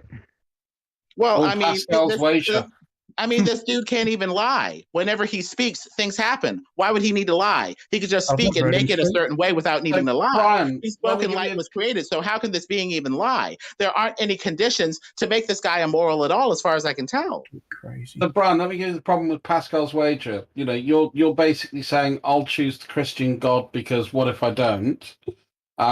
What if you're wrong and it's another God and they're just as sort of like prissy and pissy as the Christian God is? Who keeps? I mean, did you hear the first things I said today? I believe that most of these religions are praying to the same God, the same Creator. I never even said I'm Christian. I might be. I might not be. But this whole thing about hold on, let me finish, man. This whole thing about like debating spirituality is kind of pointless, man. It's each other. Brian, I'll speak a little bit longer in case y'all change the subject, but spirituality is not a debate. No, I agree with you. You're absolutely right. It's a faith-based position, and a faith-based position by definition is not an evidential one.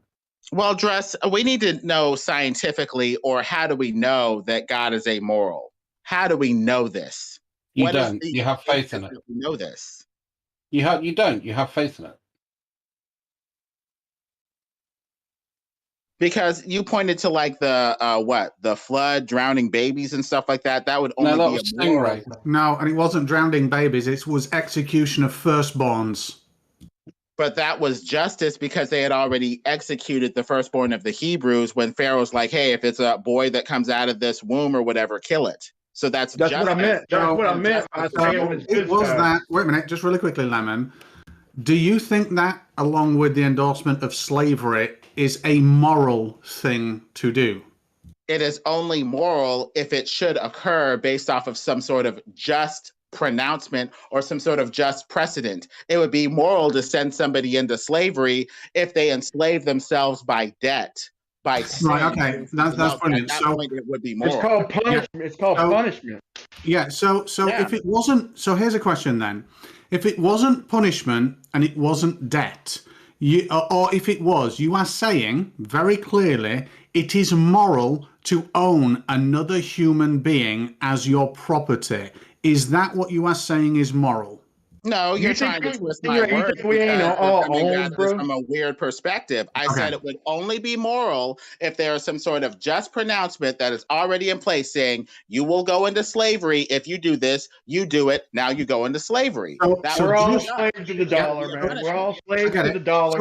So just to be clear, Lemon, there are circumstances that exist, and I'm just going to say circumstances now to make it really general, that mean that you think it is moral under those circumstances to own another human being as property, correct?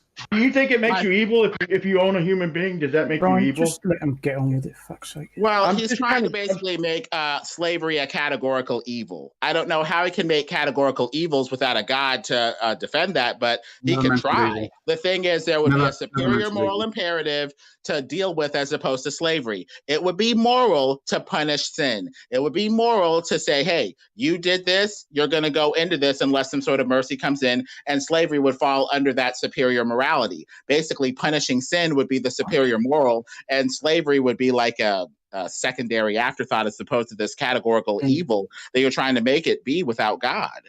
So clearly, we're saying that it is moral to own another human being as property so long as you have really good reasons. And I think that is the most immoral thing I have heard today. But the thing is, sin, or rather, calamity can be used to punish sin.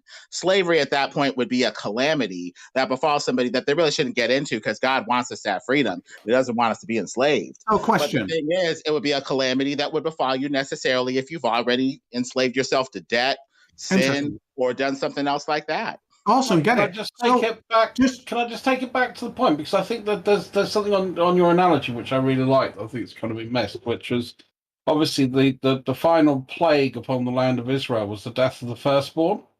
So, and as you said, Lemon, that was a revenge for the death of the firstborn Hebrew children.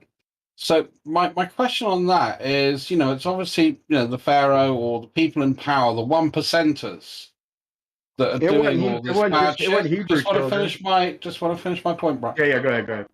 So, when the Angel of Death came, or Michael, as he's known to his mates, came down with his fiery sword and decided to slaughter all the firstborn, unless you had lamb's blood painted on your doorway.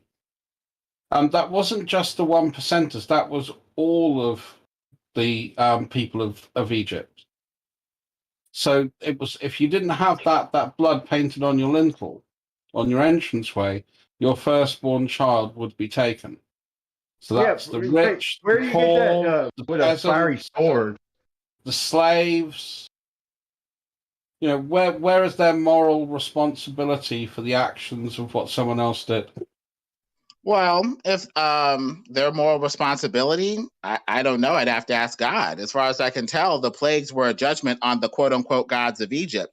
By gods, these powers that these Egyptians put their faith in, other than the true God of Scripture, the God of the river, I don't know, the God of fertility, the God that they thought would maintain their life and the firstborn of their firstborn children outside of this God character that they had no regard for.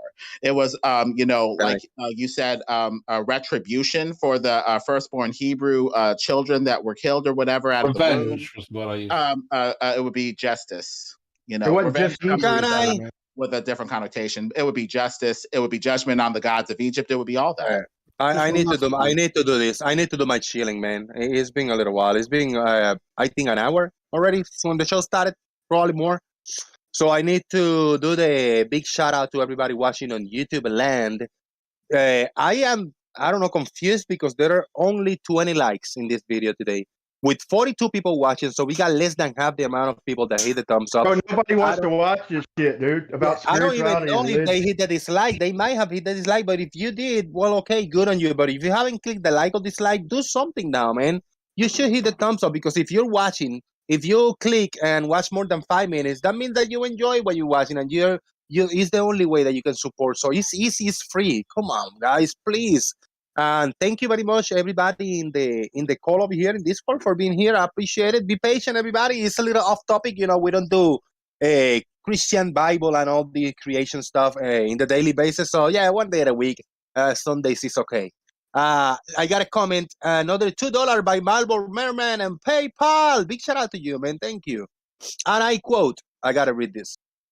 Brian, archaeology is true and well-established foundation of study. History the same with geology and paleontology. Please don't ruin Indiana Jones for me or Jurassic Park because of your ignorance. My also I attacks argument, not the person. Never once did I call Lemon a name. I just attack his argument of conspiracies. There's a major difference. I never once called him any attachments like he would be used. I'm actually trying to max a tough one because I was grow up. I do love you, even the flat earthers who still have redemption. We hope. Marvel. I'm sorry, I butchered a few things. My eyes are a little jumpy. But thank you, Marvel. For 50 cents. Hey, that chat was pretty damn nasty, man. You should read it again. We should see what we all think about it. It's pretty damn nasty, man. Maybe I'm wrong. The thing is, that's so weird about this, Leaky, is that they can't even decide how they want to tear apart scripture. And they want to try to test it, using science or whatever. But nobody has done the Big Bang or anything like that. On the other hand, they should be using history to analyze the historical method, not the scientific method, to analyze the Bible's claims, assuming it's history. So it's like they can't even decide which sort of route of attack they want to, use to tear apart. Clarification needed. Who is they are trying to tear apart the scriptures? The materialist atheists in this chat, you and others, frankly. If I have, I am not, man. When did Jose say he was an atheist, man? Yeah, When did he? No, I never did. Ever claim that? Wow. I actually agreed more. I agree more with you on the creation side that the actual everything came by coincidence and this point of whatever. I actually agree more with you, even though that's my own opinion. I got anything to back it up. But you cannot tell me I'm an atheist, man. With what part?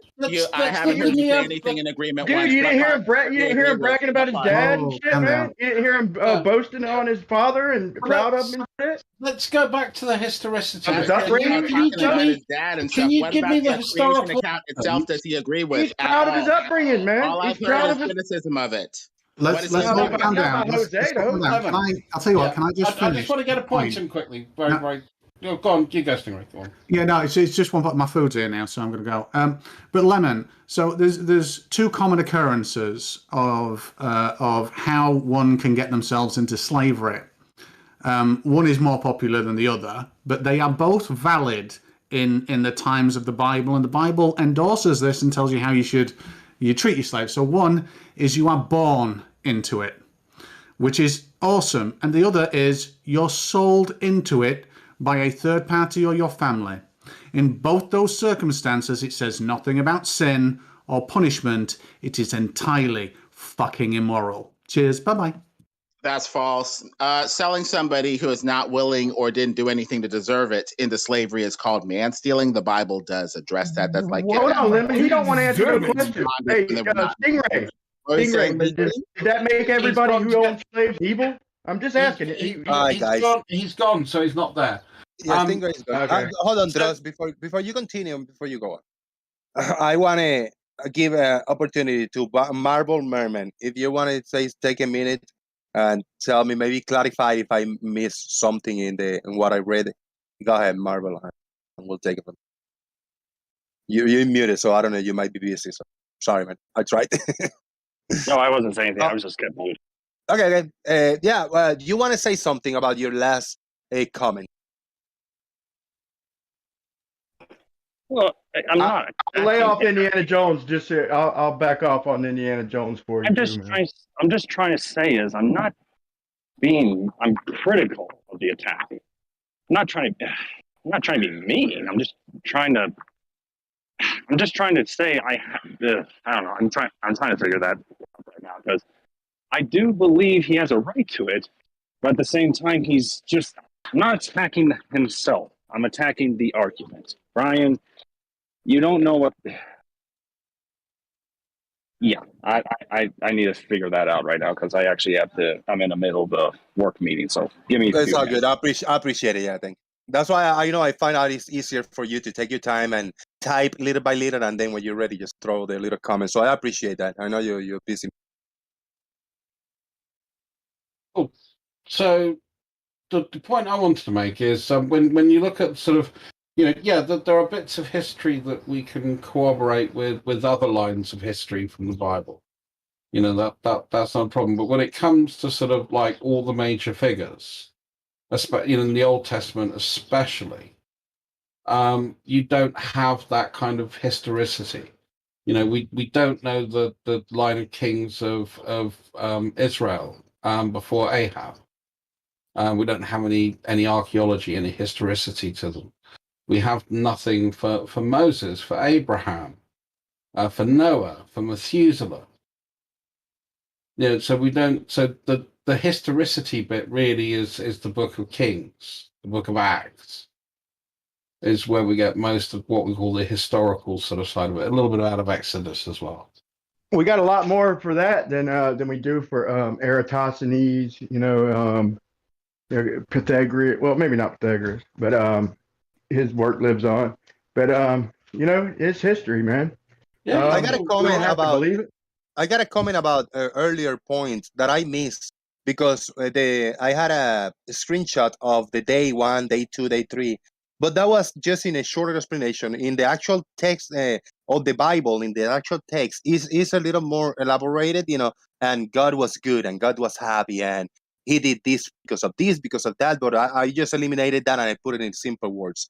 When he created the sun for the day and the moon for the night, and he was good and he was happy, the daily life, my daily life, we are being the nature and reality is mocking the Bible and mocking God because the moon is visible at days a bunch of times. I mean, once a month for a few days, you're gonna see the moon in the daytime. With the sun, we see the sun and we see the moon. So we don't see the sun at night. We never seen the sun at night, but we do see the moon at the day. Is the moon a rebel of the Bible? Is he in the wrong path? What is going on with the moon? Lemonberg, your thoughts. The sun is for the day and the moon is for the night, but the moon shows up at daytime. What's going on, man? Well, the moon could be visible from afar off in the night section of the flat Earth. I've shown you that YouTube video where you shine a light. Lemon. It says a great light to rule the day and one to rule the night. Be seeing the moon from the dark section afar off. Brian gets it. Brian gets my point. Hold on, Lemon. Hold on, man. Hold on.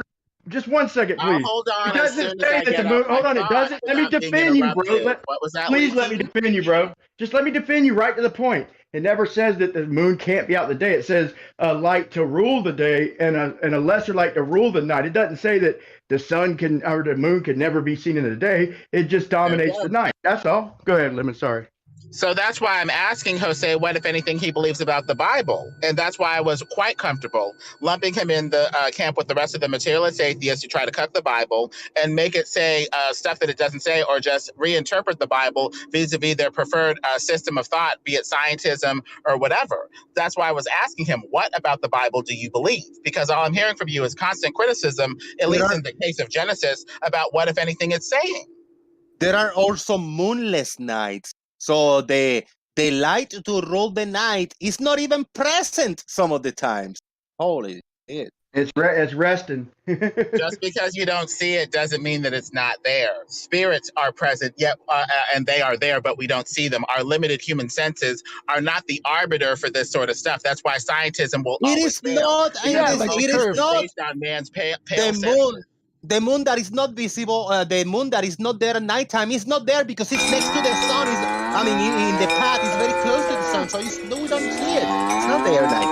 Hey, can we see a new moon from the ISS? Anyway, anybody gonna watch the lunar eclipse tonight? There's gonna be a lunar eclipse. There's a launch. I think there's a launch today too, man. A launch right here in Florida, here in a couple hours, man. Shout out to Artist Live. He reminded me that with a $5 super chat, it's a lunar eclipse tonight. I'm gonna try to pull my P900 and take a few pictures. Yeah, we can watch a rocket launch and an eclipse.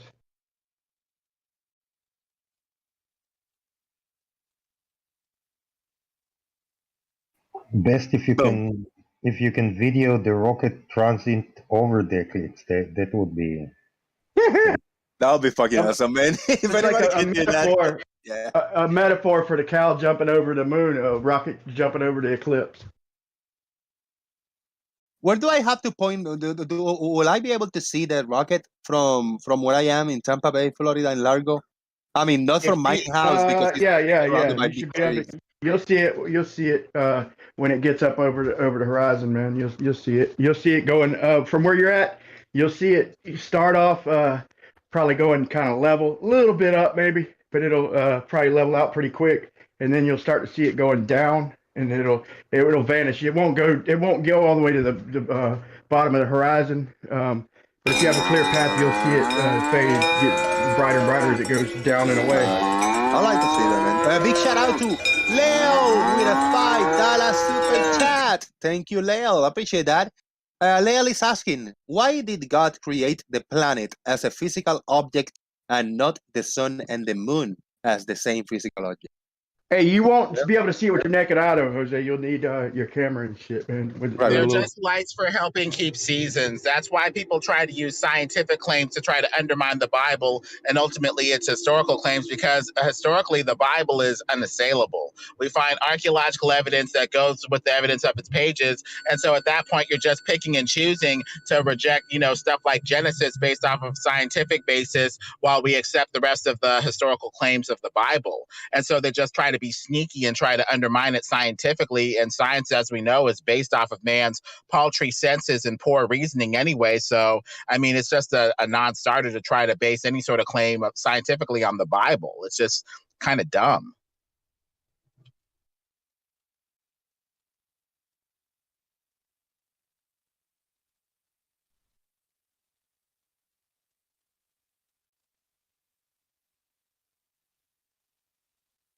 I was going to type this, but I'll say it. For anyone that is able to help a brother out, I'm going to be I am short on the internet bill and the electricity bill. So if anybody want to hook me up, you can send a few dollars. PayPal will be the best one, because I cannot wait for the end of the month. But it's not mandatory. It's if you can. If you could spare a few dollars, I'll take them. I know it will accumulate, and hopefully I'll be able to get my internet and electricity bill pay on time this time. Boom. You see is the lunar eclipse? Do we see the shape of a turtle, or a turd on a lunar eclipse, or a elephant when the lunar eclipse goes by? We see the shape of a dark star. But trying to base this stuff on science, Jose, is a non-starter, because science is based off of our limited senses. If we already accept that our senses are limited, why are we making science and scientism the ultimate truth or the ultimate authority to base anything, Bible or otherwise? That's very contradictory. This image that I have up, that Earth is Life posted, looks like a turd. Like a solid shape, geometrical solid shape turd. Lemon, so how is it that we can still see the moon during full lunar eclipse when the dark star shaded? I don't know. I would go with a dark star eclipsing the sun and or the moon, because the Earth is flat, motionless, and doesn't get in the way of anything for eclipsing. That is all. I agreed. So the dark star eclipsing the sun or the moon, why can we still see the moon? I guess it just depends on what's doing the eclipsing. Perhaps the moon and or dark stars are doing the eclipsing. I saw a video where several dark stars appeared to be below whatever we call the eclipsing moon, that looked like half circles that were turned upward, 8 or 10 little half circles surrounding the moon. I guess we could call this lens flare or something else, but I just call it dark stars that attain some visibility during eclipses or other phenomena. So it's semi-transparent, your dark star. Yes, able to absorb certain frequencies of light or something to that effect, I would say.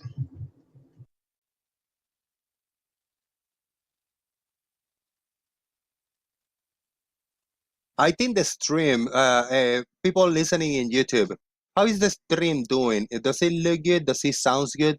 I know it might be a little overwhelming and busy in the beginning. You got some text in the top. You got a little thumbs up in the bottom right. You got text chat in the right, participants in the left, screen share. But looking at it, I think it looks good. It looks decent. It's a little busy, but it's just kind of a little sparkly. It's not too busy. Thoughts, people watching the stream, if it looks and sounds good.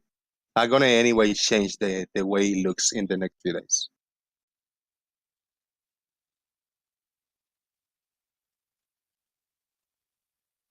Yeah, but Jose, do you actually have Facebook, Twitter, Instagram, and Pinterest? Hey, no. I know. That one is a little... No, that what I mean with that is to share the show in those. So look, share in those platforms. If you got those platforms, maybe, or whoever got the platforms, grab a link from this show live and throw it in your social media so people come over. Boom. There you go. I gotta check on my peepee. My peepee is being hit. So thank you, Glover Mom. Say let's get. So I got a few peepees over here. Holy shit, Bevo, man. Earth is live. Sent me a big $50 with no comments in it. Yo, you are awesome. You are the man, Bevo. Thank you so much. Holy hell. We have Truth Nerds also sent a PayPal of $10. Thank you. Thank you, Truth Nerds. I appreciate that, brother. And there's a comment with this one. Exodus 11:1. Now the Lord has said to Moses, I will bring one more plague on Pharaoh and on Egypt. After that, he will let you go from here. And when he does, he will drive you out completely. Unquote. Never mind.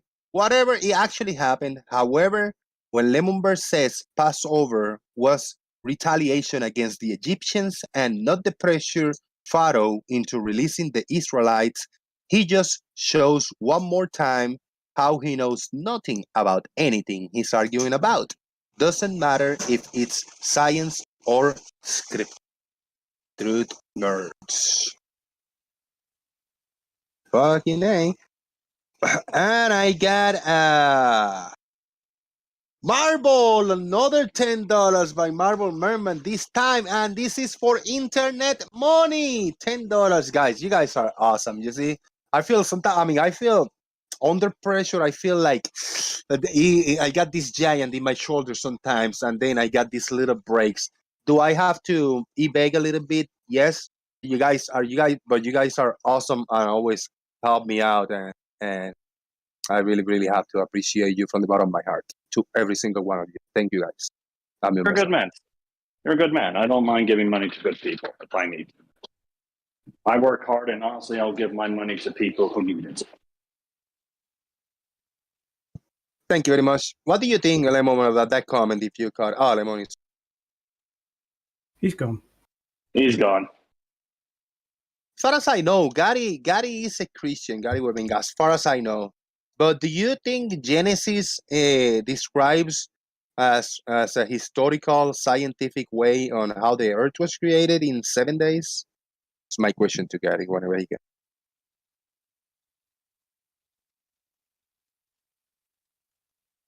There's a few images of eclipses. I'm going to try to pull them up, put them up on screen little by little. I like this one. I got up the last one that Earth is Live just posted, because it's a stack image with, like, with the moon next to each one, and then we got the actual size of the shadow of the Earth. Looks really cool. I like it. If Gary's listening, I just want to address his exact video. If you look at the video, I was guessing where Jose was, and I kind of got within 100 miles of where Jose was, where he actually lives. Hence, it might not be very accurate. But if I knew Jose's lat long exactly, it would be exact. But I didn't know exactly where Jose lived.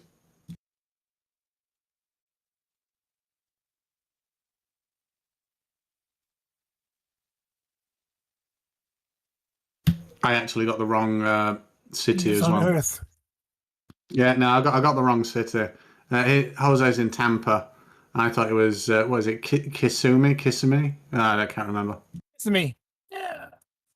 Yeah, I mean, Tampa Bay area is what you call it. I mean, like right in the coastline, little little under Clearwater Beach. So we got Clearwater, and I'm like just a few miles south of it.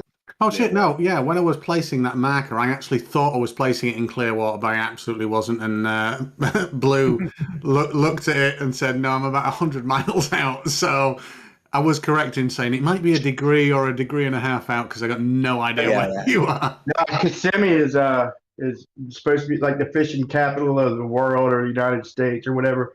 I used to go there every chance I got. Man, it's down in the Keys. It's awesome. I think I went there as a kid once.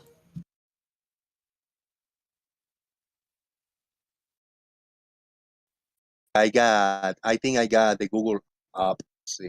Yeah. Yeah, I am. And if I'm kind of doxing myself, I don't care. So we got right here. You see, we got Tampa Bay. This is kind of the Tampa Bay is all this area. But in the Clearwater, we have. Where's the names of the places? That's weird. This is Clearwater. There ain't many big cities over there on that side, man. To be honest, man, I lived over a little north of Clearwater in Cedar Key, over by pretty close to where Wide Awake lives. There you go. Now we got it. I had too much scrap. You see, we got Clearwater over here, and then I'm in Largo, Florida, just a few miles south of Clearwater.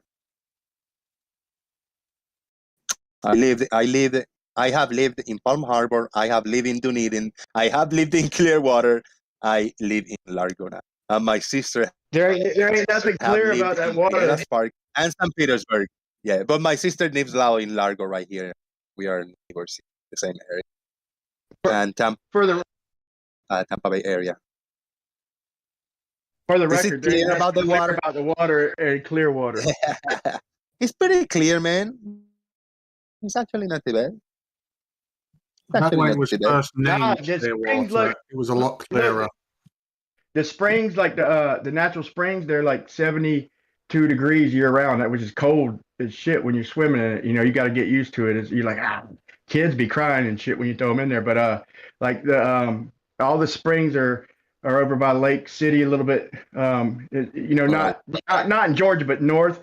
But I think that's probably what like Ponce de Leon was looking for, the Fountain of Youth, because there's all them springs in Florida, crystal clear water. If you hold on real quick, if you drank like clean water like that, and you had clean water to drink way back then you probably live a lot longer life with because it's natural spring water. But if you are seeing this map now, I mean, in the area I live over here in the Clearwater, this is the places that I have done observations from or wanted to do some observations. Oh, this is my marks of what I have been. I have here and I just located stuff really quick. And then I have done observations from different spots. And this is the webs of my line of sight and all that stuff. I'll say, you know what would be really good as an observation is if you could get a shipping lane. I know, man, yeah. No, but what? Listen to what I'm going to say. So we need a parallel line to the surface of the water, or an apparent parallel line to the surface of the water. So if you were stood like 5 foot high or 10 foot high, whatever, you could find another reference point that you could line up with a shipping lane that is also the same height as you, so that now you can point your camera at that height and then hopefully catch a vessel that's going away. And due to the laws of perspective and everything we observe, that 5 foot observer should intersect that 5 foot reference object, which should intersect that boat at 5 feet, and then try and explain why the boat is sinking down or why it's in the 9th floor of a hotel.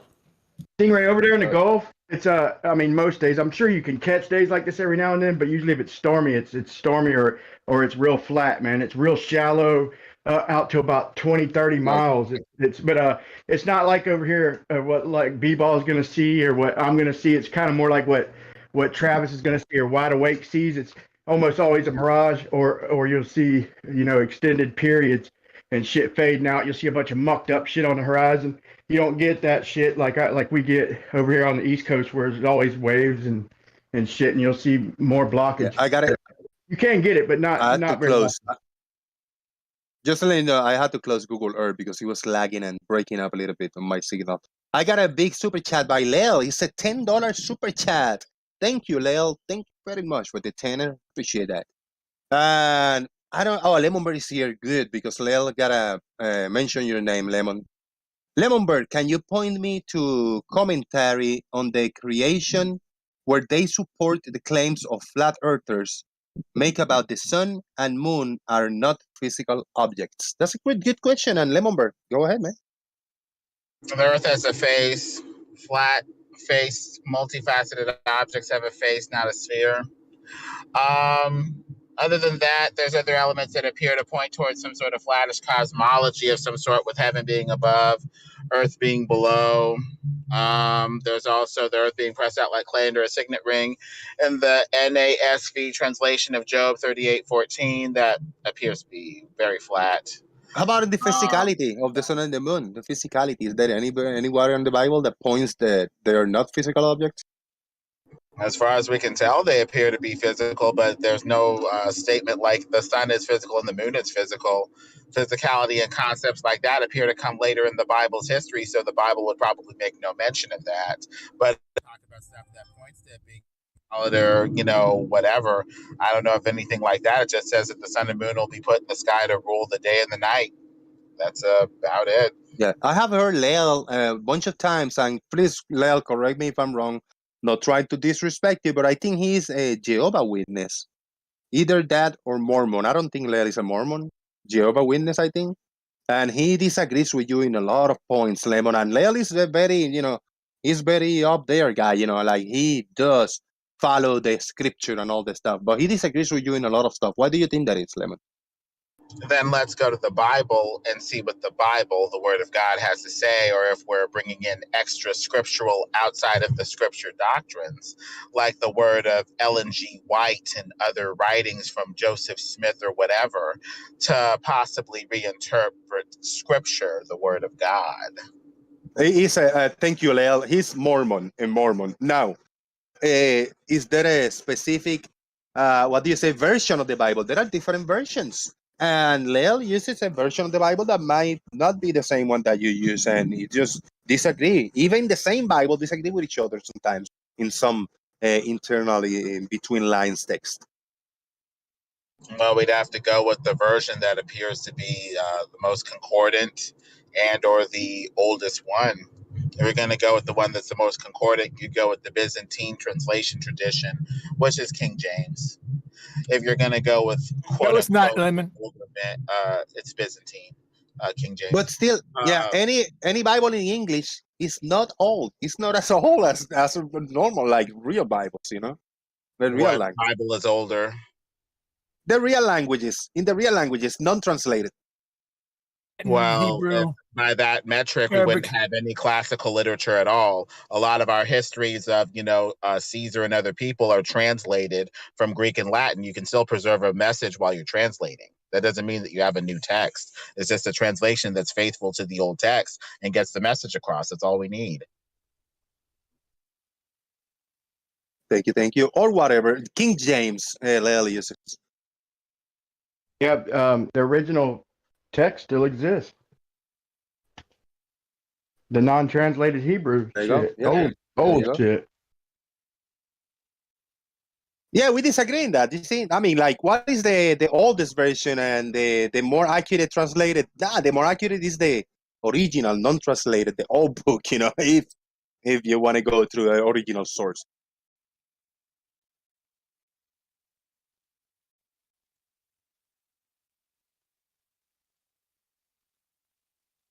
It's been good show so far. Different, slightly different, yeah. I appreciate it. At least, I mean, we actually did have a lot of support and a big audience. I thought we were everybody was gonna leave and get away, but we have roughly the same amount of viewers than if we were not talking about the Bible. So I don't mind even when I do the show on Sundays to just talk specifics about the Bible, because I think if I do the show next Sunday, I still want to go through these my ancestors until it should be Adam and Eve, right? The first two people. And then we're gonna branch out from there. We got Cain and Abel, and we're gonna go up in this. How do you call that? The fucking that's the term, right? Tree of whatever. Family tree. Family tree. Yeah, we're gonna go up to the family tree. Yep. So. But right? see, Jose, you brought up Luna. We started talking about Luna in the nick of time, man. People was dropping off, and we start talking about Luna and the moon, and all of a sudden the chat start rolling in and shit, man. And we'll start talking about bullshit again. And well, I don't want to call it bullshit. That didn't sound right, but it's a little up and down. Yeah. We got this up and down wave, and I know people don't. I'm not saying that it's the same because I don't. I mean, I'm not too interested in talking about the Bible and Christianity because it is 90%, and everybody have to agree with me, that this is faith-based, and it's your own interpretation of things. So this is more of an opinion-based type of show, and interpretation or whatever. So it's not as if we were talking about math and science and physics and tests and observation. That's more down to earth. That's what's up. Do you agree with me, Ryan? Yeah, I do, man. I hate debating about spirituality, man, because everybody is their own version. Every single no two people have the same version of their spirituality, their religion. So it's a free for all. It usually gets nasty, man. But I'm personally spiritual. I don't really disclose my religion or nothing like that. But I mean, I think it's obvious there's a creator. I mean, shit's miraculous, man. It's we'll never figure it out. The shit ain't just poof out of nowhere. I'll never believe that. But I mean, it's I don't know. It's a bad topic for debate anyway. Like I say, I mean, since I was 5 years old until I was 30 years old, that's 25 years of my life. Half of my life, I was I was hands on. I was first row in churches and everything related to Christianity and religion. He was evangelical, so he was evangelical church, and it was very, very lively, and the singing and people, wearing whatever you want. It's not these rules like Pentecostals, like you cannot wear makeup or shave. No, none of that shit. It was very open, very lively, very down to earth. And I invited, when I even in high school and stuff, I invited my friends from the ghetto and the projects and shit. Let's go to church. It's a bunch of cute girls. That's kind of my approach. All right, I said, but you guys. The church I go to, man, you could. Exactly, man, the church right? I go to, you welcome wearing flip flops and shit. Yeah, I say, hey, don't come in high. Minute, The only thing I told him, like, don't come in high. Let's not get high. Don't come in high to the church. Let's go there, just chill out. There's gonna be some snacks at the end, or maybe some food, and we talk to the girls and we exchange numbers and shit. And then at the end, then we go to the project and we get high and we drink all that shit. I mean, I was an ass since I was a kid, but still I respected my dad. I did my stuff on my own, more hidden, doing my own shit. I never meant disrespect to my dad, even though I did every time I got high after church and shit. But it is what it is, man. Well, I enjoyed my youth, bro. It was good times, good times. Yeah, hi Jose. I ain't been to church in a minute, man. I'll be honest, but man, shit, it's a pretty big church. But man, you go, people dress casual. Yeah, you want to be sober when you go to church. Man. But and I coached their softball team, brought them 2 championship trophies, man. And I used to bring my kids there every Sunday, man. I felt like it was kind of a duty, and it's up to them when they get older and all that. But and I don't try to push it on them, but I want them to see every facet. I want them to hear every facet and let them decide for themselves, man. But I don't think it's all about attending church. I don't think it's all about that. Yeah, of course not. Yeah, of course not. Let me hear it. Nestle Wipes, what's up, man? You've been sitting here for a while, quiet. Yeah, I try not to get involved in these kind of religious debates, but it was interesting. Obviously, I live in Northern Ireland, and we all know the history of this country and how it was caused by religion and all, divisions in religion and stuff. So I try to shy away from it personally, but yeah, it was still interesting. Yeah, and one time in my life, I went to a Catholic church. As for my dad, I see you're getting dressed. You're earlier than usual, my dad. Why are you dressing up for church so nice today? I said, no, I'm going to the Catholic church. He go like, what the hell? Aren't you going to my church today? I got now a friend of mine, a girl invited me or whatever. So I enjoy, you know. Super chat by Anamorphic Mind. Thank you. I'm just dragging it because we got cowbells going on in the background. Thank you, Anamorphic Mind. I'll read your super chat in a minute. So I went to the Catholic church that one day, and it was so strange for me, man. It was like a lot of rituals, very different to the church that when I went since I was a kid. And I was already an adult. I don't know. I was in my early 20s when I went there, and it felt odd off the tattoos and virgins and everything, man. It was strange. Yeah, I felt weirded out with the Catholic church, man. it's very regimented, very formal, very yeah. Super chat by Anamorphic Mind says, I think the Bible was mistranslated. The Son of God wasn't Jesus. It was actually Jose J.G. Super chat, our Lord and Savior. Very good super chat, Anamorphic Mind. Thank you very much. I appreciate that. How dare you? Disrespectful. Boom. We got to resurrect this bank account, man. I actually did personally, me as for today, I give you this on myself. I feel disrespected, and I couldn't disrespect anybody in related to their religion. Like I couldn't insult. The words cannot come out. I feel shivery. I feel bad if I want to say something wrong about God or Jesus, like something really negative, demeaning and degrading or whatever. I cannot say it. It's just because of the way I was born and raised. I look at it, I listen to it, it gives me like a little bit of shivers, like I wouldn't say that. And sometimes I actually do interrupt, like, dude, there's no need for that, you know? But it is what it is, you know, everybody do their own shit. It's not that I, defend or not defend.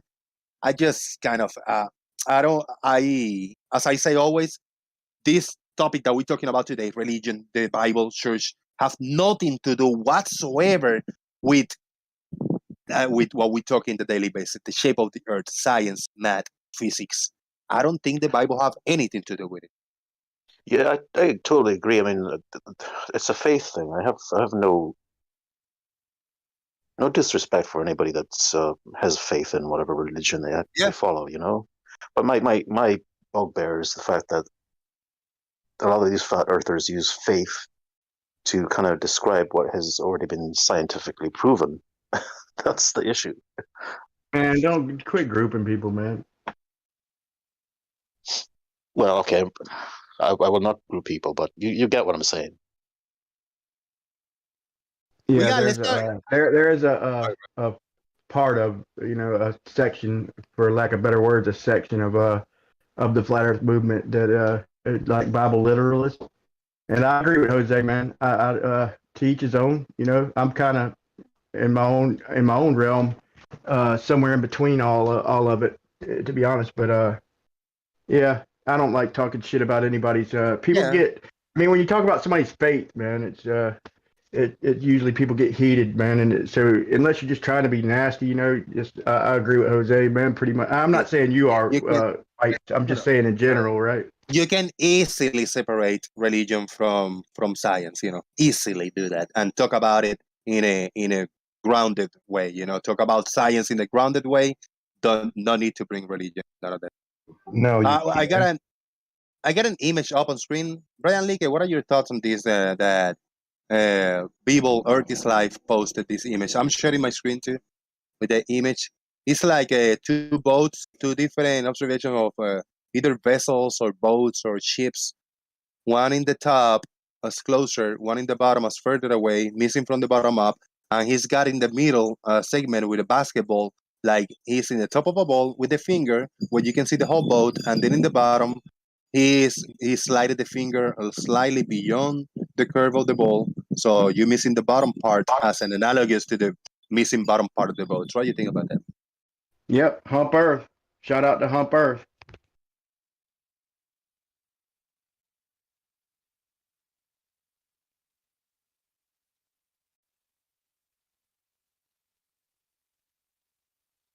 Lubo say that they only use the Bible. They only use the Bible because they try to catch any last straw they can turn as an evidence of something. Shout out to Lugo. The funky thing about what B-Ball's showing, though, is that prediction, as in the actual real-life photos, are predictable and predicted by a globe the size we say it is, with a vessel going away the distance that it is. And the difference between that and flat Earth predictions is so night and day. I don't understand why flat Earthers don't attack it more, because it's really damning. Well, flat Earth predicts that, flat Earth predicts accurately. Flat Earth predicts we'll see different shit, different days. And flat Earth predicts you're usually going to see inferior mirages on the horizon if you look past the what our eyes can see. Our eyes don't see these inferior mirages. Every now and then you'll see a Fata Morgana with your naked eye, but you don't ever see these inferior mirages out on the horizon. We're spoiled because we get all these zoom pictures. What we see in the horizon usually looks like curvature or blockage, whatever you want to call it, and then you zoom in, it's a fucking inferior mirage. Every now and then you get these days like this, but flat Earth predicts that we'll see different stuff at different times, and that's the only thing accurate. It varies. Brian, depends. Really quick thing, Ray. Quick comment. Depends on the eye, how trained it is. Because after I went to the observations many times, I could go there before I pull my pin 100. When I'm getting close, I say like, "Fucking hey, there's inferior mirage going on." Before I even zoom in. Yeah. You acquire that. You're right. You acquire that. You know what you're going to see. In the training eye, you actually see. It's a little different though. Big shout out to Citizen 9. Thank you for the PayPal. Citizen 9. He sent me like $6 for a small donation to the interwebs bill. Thank you, Citizen 9. Stingray, go ahead. It's about the same though. If you go to a little lake and just go about 500 feet and just go 1.5 inches above the water, an inch closer you can get. Some days you'll see, usually you'll see inferior mirages with distance, but some days you'll see blockage without inferior mirage. Some days you'll see the bottom of the little toy boats and shit. You know, that's what the pattern predicts. The pattern is the only accurate prediction because it predicts everything will vary. Yeah. So put that to one side 2 seconds. There are 2 distinct predictions, one flat, one curved. Now, the observer in this photo being stood X amount off the height of the floor, off the surface of the water, if they look straight along, they would only ever see the vessel, they'd be able to see the vessels, the intersection point at the same height as them. So, in other words, if you're stood at 6 foot or 10 foot, you'd absolutely be able to see the vessel 10 foot above the water. You know, so if the hull is 10 foot, you'll be able to always see the hull because you're creating a parallel line. The globe doesn't predict that. The globe says at some point that's going to go down, and that parallel line, you're going to hit the pilot house, which is 40 foot higher than you think you should be seeing. And that's what we see. We do not see the flat Earth prediction. We see the globe Earth curvature prediction. Some days, but a lot of the days. Listen, man. Usually I see inferior. Listen, 90% of the time I see an inferior mirage. Okay, but here's the thing. Okay, some days I do see that. The first day I ever went out, I seen a day like that, and the next day I seen the bottom of a barge 6 miles away from just a few feet high. The thing is it's pretty much it's random, but we don't need curvature to replicate this stuff. Just with no special effects, just over a little body of water where there's only 2 millimeters of predicted curvature. We don't need. Listen, I'm only saying it one time. We do not need curvature to replicate these photos, bro. Okay. I get to disagree. I bet to disagree. Sorry, man. Just really quickly, Brian. It depends on the magnitude of the effect that you're on about. If you're on about being 2 millimeters close to the water and looking through, you know, a lovely substance that makes it look like you're looking through liquid and everything's waving around, yes, there's magical, amazing stuff there. It's brilliant. But I agree. Usually we do get inferior mirage on the small scale too. And Brian, when we see that, we can see that it is really variant on a day-to-day basis. So can we draw conclusions from that scientifically or statistically? And the answer is probably not, other than the conclusion, this shit is really distorted and variable. And so trust me, man. It's pretty matching.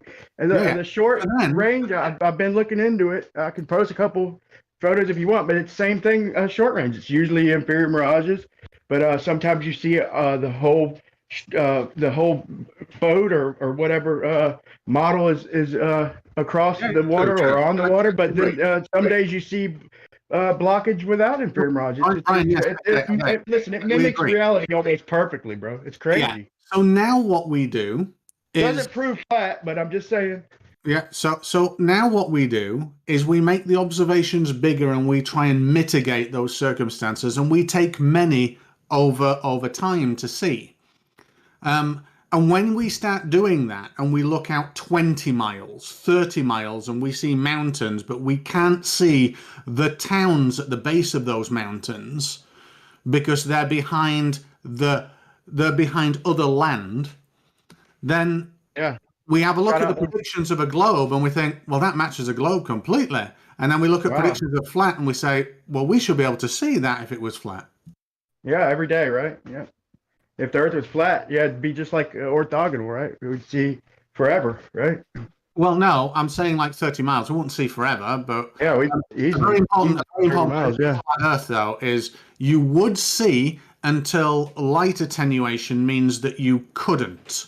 So that means it would fade gradually like a fog into blue. That would be an atmospheric prediction. Right, and also on a flat surface, you can, you can put a coin on a checkerboard or something, and you can see the heads. It's very small, but you can see the mountainous little looking heads that it's engraved in the coin. And then you get down all the way low and you pull it back 20 feet on a flat surface. Yeah, you can still see the heads. You can still read the engraved dates. But the reality is you can't because you lose the angle. But you don't even need that example, man. You really don't need that example. Yeah, no, let me address that. I'm really sorry, but that's a false equivalency. Because what you're doing is saying, if I lay a piece of paper down flat and I look down the edge, I can't see the paper. No one is denying that. Wait, I haven't even told you the distance yet. Nearly done. But the actual equivalence there is stand the coin up. That's the mountain. Sure, if you're going to stand the coin up, let's see. Well, let's compare a millimeter off the ground to 50 feet distance, and let's scale that. And let's say if something's 500, or let's say 100 meters off the ground, how far back will we have to be to get that same angle from a millimeter? It's pretty drastic, man. So when you say that it's a false equivalence, I haven't even scaled it yet for you to but you do know that on a globe or flat, around 0.02 degrees, shit joins together, jumbles up. Right. So very importantly, flat earthers use that 0.2 degrees as a relationship from one thing to another. It is not. It is the resolution of the human eye, which is utterly irrelevant when I use zoom and a 42 megapixel camera that I've got the side of me. Now, it is not a disproportional effect either, nor should you think it is. It does. So you think once you lose light with your eye, as opposed to the top, it does it uniformly. You think when you lose when the light fails to reach your eye, you can just reach out with zoom and grab it back? That doesn't always work like that, Stingray. I know what you're saying. I understand your point and all that, but like I said, this shit's easily replicated over lakes, over warehouse floors, with let a little cold air in, or either heat up the ground. You don't even have to let the cold air in. You can take a torch and heat up the floor. All you need is a gradient. Like that's fine. We can create. Brian. I absolutely agree. I was almost done, dude. It'd kill you to let me finish a sentence, wouldn't it? No, it's just that I've already agreed with all of this. If we create magic bloody fluid effects and look through it and everything's distorting, yes, we can do that. It's amazing. But it's not magic, bro.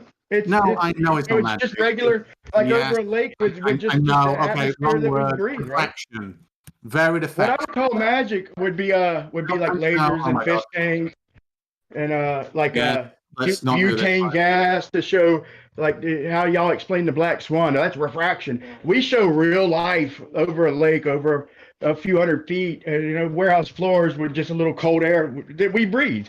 We let it in. When y'all show y'all refraction, you have to show dry ice or liquid butane or lasers and sugar water and shit. You never show us reality, man. Let's not move on from this, Brian. So you're saying that ship that B-Ball had just right there, You're saying that light didn't reach me from the bottom of that ship, but from the top of the ship it did. Why did the light not reach me from the bottom again? Let me know.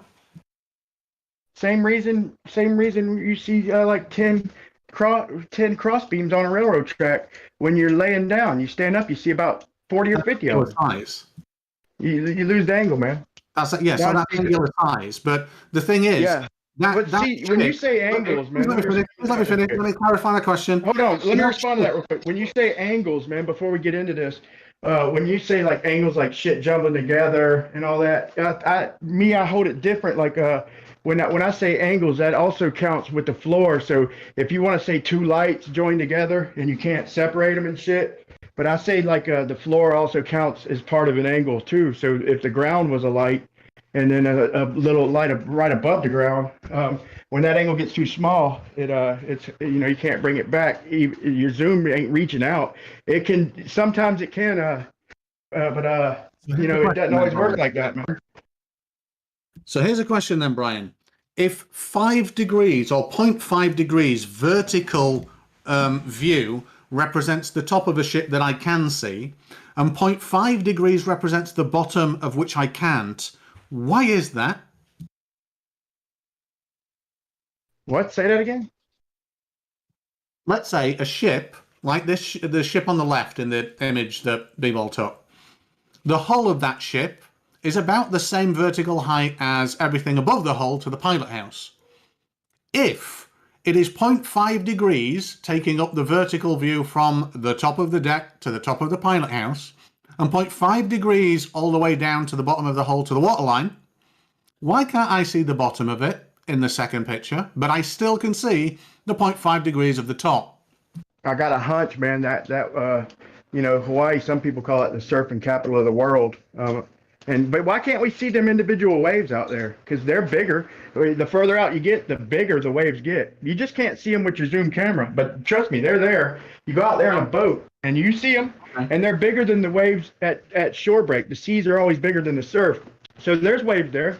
So when you hit a convergence point with your eyes, that we've seen a bird's leg block a building at Isle of Man, dude. It's like it doesn't take much less a 5-6 foot wave. You're gonna see a lot of that in Hawaii or even Florida, and you'll see less of that in like Chesapeake Bay or over. I got some information. The chip on the right was taken from 250 feet. Thank you, Ortiz Flag. Holy shit. So Brian, so your answer is really big waves, right? Yeah, maybe not that simple, but I would. It's multiple things, man. It varies. It's it's flat Earth predicts that shit's going to vary day to day, sometimes hour to hour. What's the biggest reason? Flat Earth predicts. Okay, brilliant. What's the biggest reason? Out of all the reasons, let's not go over all of them because there's so many. I get it. There's only one for the globe, and that's curvature, and it's predictable, and this matches that prediction. Is that right? Is that right? Yeah, pick one that is a flat Earth, the biggest thing that's going to affect me from not seeing the bottom. What would it be?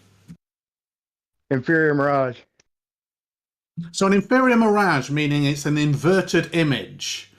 An inverted image has caused that pilot house to come downwards to where the hull used to be. Is that what your assertion is? Oh, God, we're going back to 2013, 14. So you're not aware that inferior mirages block the bottoms of shit? I mean, every glober I've debated with has agreed to that. I'm not saying that's all it is. You just asked for one out. Create a visual distortion that we are unable to see the bottom of the ships, but there is a spacing in there from the surface of the water until the visible of the boat. There's a space in there that we can see that there's a distortion going, which is blocking the bottom of the objects. By distortion, that's not happening in this image. Yeah, so an inferior mirage. Yeah, but sometimes, would you agree though that sometimes if there's nothing in the background besides the object you're looking at and just water, sometimes there's an inferior mirage and you don't even know it. You've showed us footage like that. I'm not saying that's always what happens. The important thing, though, Brian, if you think about it, is how did... so you're saying the inferior mirage is we can't see it. but we can actually not see what it's covering, which is the hull of the boat, correct? That's just, you asked for one. You said you specifically said one. So I just gave you what we usually see out there. Usually we see inferior mirage. Right? So that inferior mirage is having to do two things. It's pulling the water up, or it's shoving the whole ship down. Is that what you're saying is happening there due to the inferior mirage? You're asking what's happening in that particular photo. It's waves. Look, you see a hump. It's like hump Earth. Do a blink test. You'll see a hump all of a sudden. If anybody could set that up as a blink test, that's why I said shout out to hump Earth. That's fine. I'm fine with what you want to call curvature is up to you. We call it curvature, but you're saying, because I've never seen an inferior mirage that can pull something up and push an entire thing down while not distorting the living shit out of it. I really have never seen that. But you've seen waves do that, though, right? You've seen waves block shit, haven't you? Oh, huge waves, yeah. But this would be a tsunami.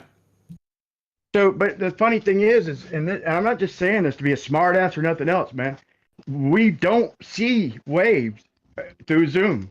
I mean, I go out there with 6-7 foot waves. You don't, it looks flat, bro.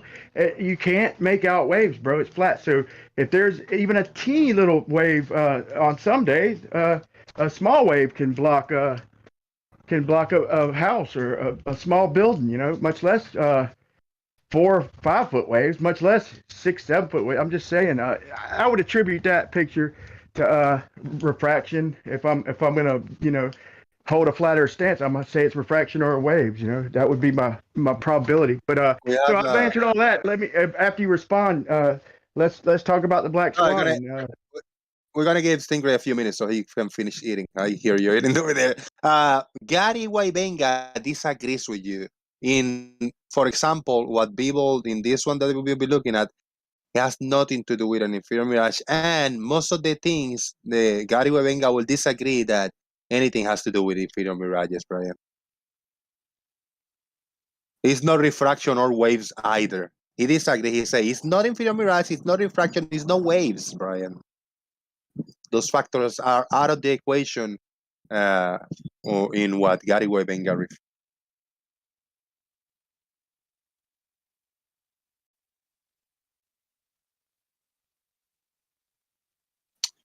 I said, I don't know if y'all heard me. I was on mute, but it could be. I don't think that particular thing on screen is inferior mirage, man. I was just throwing something out there because he asked for one. But if it could be waved. It could be a wave on the horizon. Like I said, you wouldn't know one way or another because you can't see waves through Zoom for some fucked up reason. But it could be wave, man. It could be refraction. That don't look like an inferior mirage to me. I'll agree with that. Could be fucking Earth curve shit. I mean, if you're gonna have an open mind and be honest, you gotta, if you're really gonna be honest, you gotta concede all possibilities, or else it's not an honest stance. Let's be real for a minute,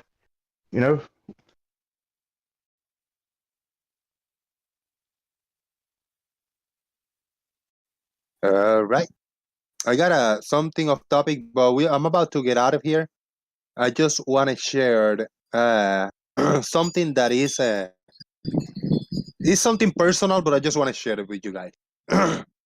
That this is very disturbing to me, that one person can feel this way about me, Jose JG, aka Flip Flop.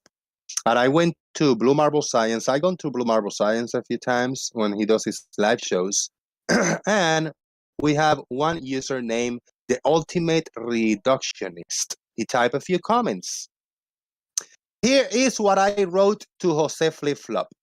Stop talking over everybody else. Flip Flop, you got nothing to say. Your life is worthless. You know nothing about anything, Jose. Good Lord. Wait, he didn't leave it there.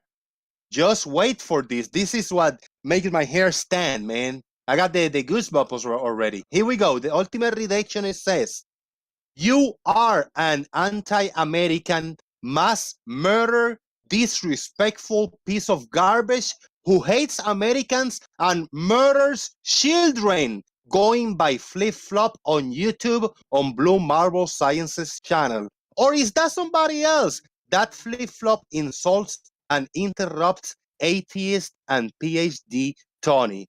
All of this came because I was talking to PhD Tony and I was interrupting PhD Tony. PhD Tony was interrupting me. We were having a lively discussion.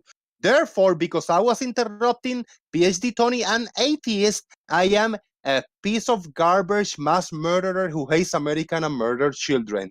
The ultimate reduction. I remember that, man. I remember that stream because I think I was there, if I'm not mistaken. What and do they you wouldn't think let you about get a word that? in. He was asking honest questions. They wouldn't let you get a word in. It's called the ultimate reductionist. He's a member on Blue Marble panel in Blue Marble Science server. And I don't know if he joins The Voice, but he's always in the chat box and typing. Dude, and he went off on me. But because of that day that I joined Blue and talked to PhD Tony. That is I mean, I cannot fathom how a person can, type something like this. Vile. And that sounds like Watson. What's his name? The guy who works for the telescope place. No. No. This is somebody else. Yeah, this is somebody else, some random. I don't even know. I don't know the ultimate reductionist. Farmers Boyle vouch for this. I had a debate with Bob the Science Guy, and I was arguing for flat Earth. Yes. And the crazy thing that made me incredibly uncomfortable and actually put me off was not Bob's counter arguments. It was the animosity and hostility that I was getting from the chat. It was really bad. You mess with Stingray, you mess with somebody's fate, sometimes they get pissed off. Most people don't, but some people get real mad. The vile comments, the sheer bile and hatred that was coming out in the side chat directed towards Stingray, because they obviously didn't know that he was just pretending to be a flat earther. Those of us who knew and were in on it were even we were sort of, good grief, look at what people are bloody typing. It was awful, absolutely. Yeah, welcome to Flat Earth, man. But hey, where can I find that? I'm not interested much in the chat, but where can I find your flip flop? And is that recorded? That was on Schrodinger's channel. Yeah, that was. Yeah. Was that the day that I went trolling with the Twiggy Earth? Might be later after the debate. That was you was that when you was going on about Pushytrons?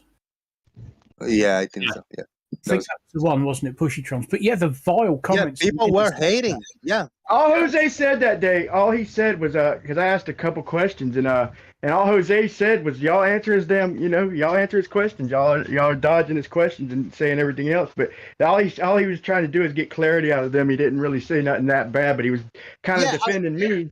But he was trying to progress the conversation a little bit at the same time. I was trolling a little bit, but I went back. Yeah, I remember that now, Brian, where you were in the talking to them. I joined just to say something like that, but I returned another day. I don't know if it was the day after or 2 days after.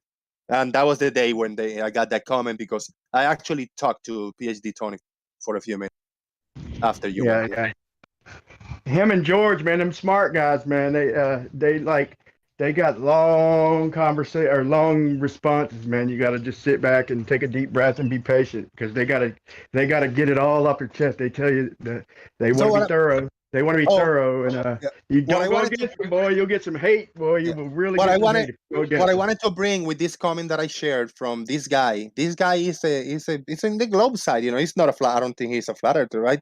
But it's not you only, Brian. It's not Lemon. It's not Gary. It's not everybody. I think you guys have had it. I mean, I bet that some people have insulted you, maybe it's almost to this level, but I actually get insulted like this almost in the daily basis. I get DMs, I get comments in the comment section, hell for review on YouTube for the same thing. Because when I pull the flip-flop card, or I just say I just don't believe you, like fuck it, I call bullshit into that, just doing my thing, just keeping it fun and entertaining.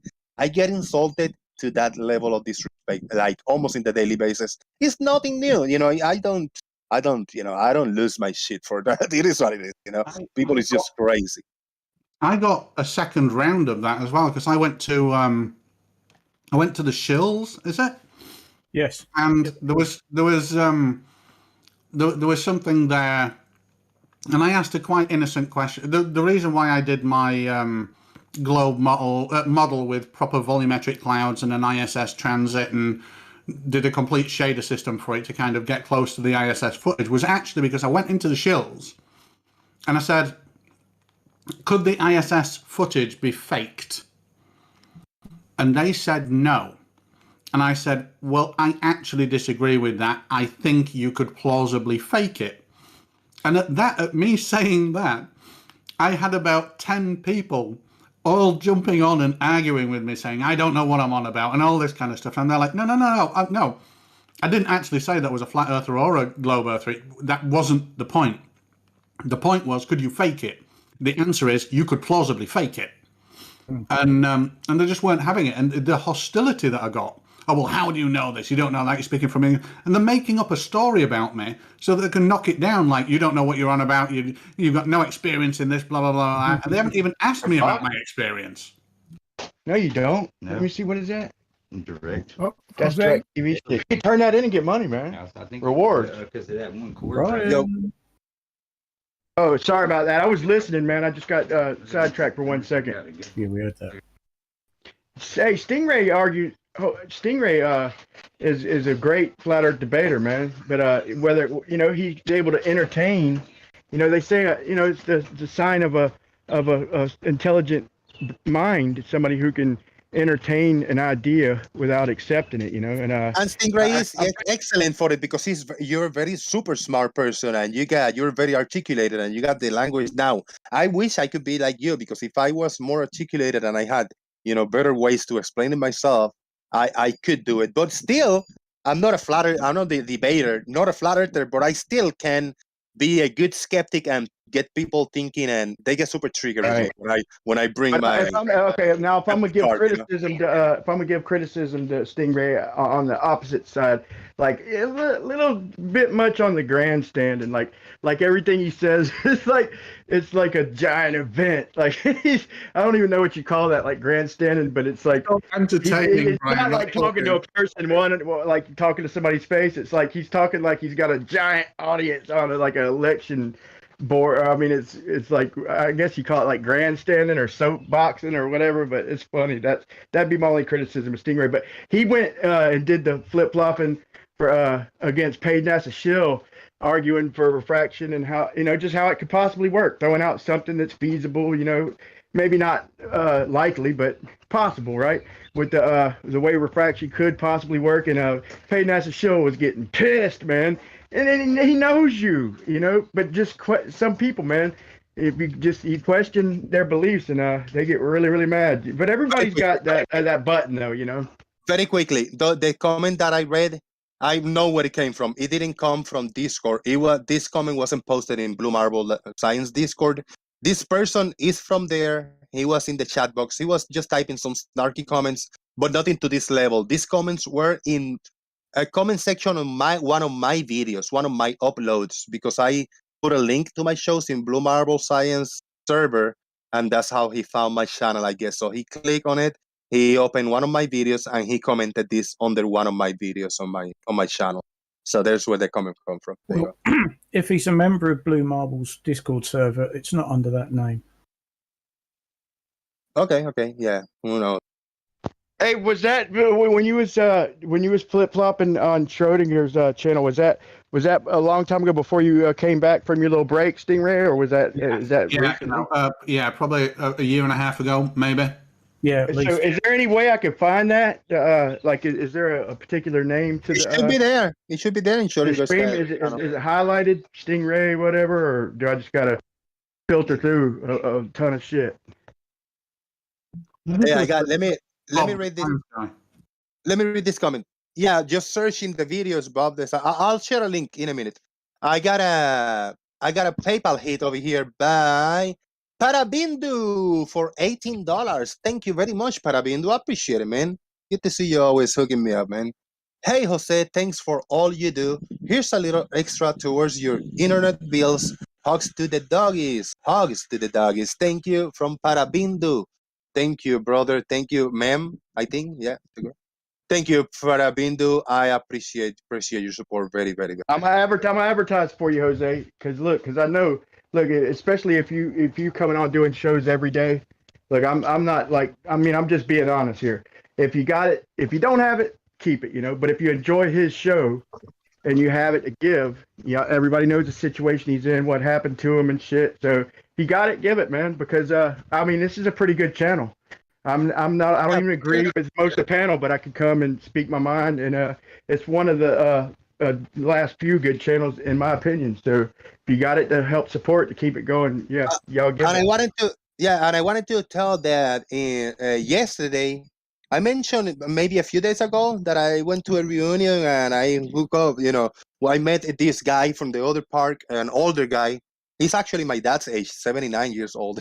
And he talked to me. He's a volunteer in food banks. We got food banks in Florida in this area. I don't know if everybody in other states got it or outside, but there's these places that you go either once a week or once a month, and you just register or give your name, and they give you a few bags, a little box, and you get some groceries, like things, you know, from donations, whatever. So, dude, I needed that. I mean, I need to eat food. I cannot afford to buy good food. So yesterday he actually called me, and that's why I didn't do the show. And I went with him. Earlier at noon, and I returned like at 3 p.m. So I went over there. I registered. I got my groceries. I put it in the car. And then I stayed with him for a few hours, and he was just in line taking names and giving instructions, and it was fun, man. I was there kind of hanging out with him, but I'm going to be returning. So he's going to do this on Tuesdays and Saturdays, and I'm going to go with him. And that what's my payment going to be for being volunteer to help out? Well, I'm going to get a little groceries for myself. There's good meat. There's good fruits, vegetables, and there's some canned food, and I am thrilled that I'm gonna that's gonna help me out. You'll get good karma too, man. You'll get good karma.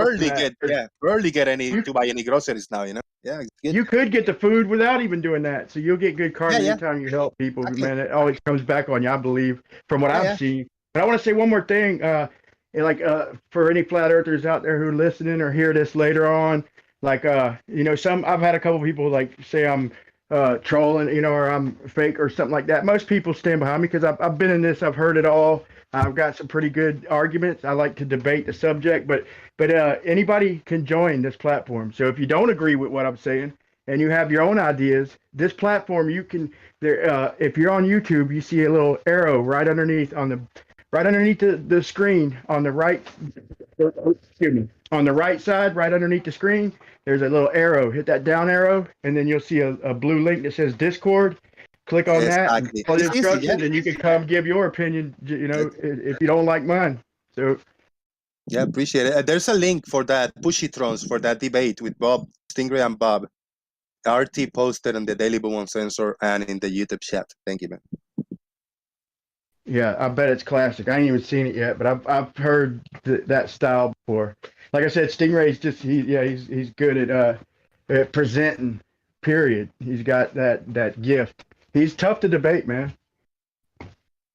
Well, no, the interesting thing about that debate, just if anybody wants context, is in debating for flat Earth, the problem is evidence and predictions don't work. They just don't. Yeah, but here's the advantage, though, Stingray. Here's the advantage. Is demonstration, bro. I mean, the globe, bro. Y'all got some good story. I mean, you got answers for just about everything. I'll give you that. But you got no fucking demonstrations of shit except boats and the distance. Other than that, dude, you know, flat Earth has you killed with practicality and real world demonstrations. So yeah, that's a give and take.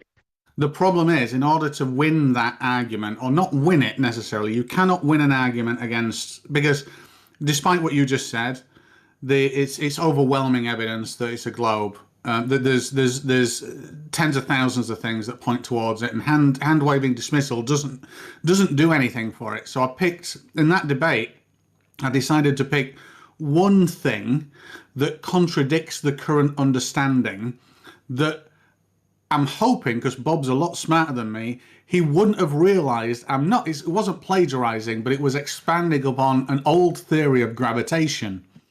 And I came up with gravity the attracting force works just fine on a flat Earth. I didn't go with this density disequilibrium bollocks because that doesn't work and can be easily disproved. But what I came up with was Pushytrons, fundamental omnidirectional force particle that can be shaded via matter. And the thing is, when you test that hypothesis, it works out exactly the same as so-called gravity. Sounds like something we can even demonstrate. we could probably even demonstrate that, with a couple different ways, right? Yeah. There are two very easy ways to invalidate it, and I was just hoping that Bob wouldn't immediately say, but... and he didn't, which was good for me because it held him up on this one point that he couldn't actually come up with a counter argument for. I need to get out of here. I need to feed the doggies and do other stuff around the house. We're gonna do some final thoughts. I want to thank everybody in YouTube land for watching, for hitting the thumbs up, sharing the show, but overall for just being there in the YouTube chat box and typing and having fun with each other. I was keeping a track on the comment section on YouTube. Yeah, this is good. People is having fun, and I really, really do appreciate you guys for today. There was a handful of super chats. There was a handful of PayPals that do help me a lot. Crazy support. I really appreciate it. And thank you to all of you that were here on the Discord and still are here. Shout out to Lemon Bird. He was a big part of the first segment of the show about Genesis and stuff. Shout out to everybody that had to leave or been quiet listening. Let's get out of here. Let's get some final thoughts. Brian Liga, you're first on the list over here. Wrap it up, man. All right, man. Appreciate the platform and all that. I did have something I wanted to, I was going to prove a point and show how, even, Stingray said there's tens of thousands of proofs and all that. And I'm like, there's responses and excuses, you could call them, for globe and flat. But we've got responses to just about everything on both sides. There are some strong globe arguments. There's some strong flat earth arguments. That's where I stand. That's an honest stance. I'm gonna say I have something that's gonna prove beyond a shadow of a doubt. I'll bring it next show, maybe tomorrow, but let's say Tuesday at the latest. I'm gonna have the Globers scrambling to come up with something. Right? This has never been discussed, never been brought up that I know of, and I've been around this a long time.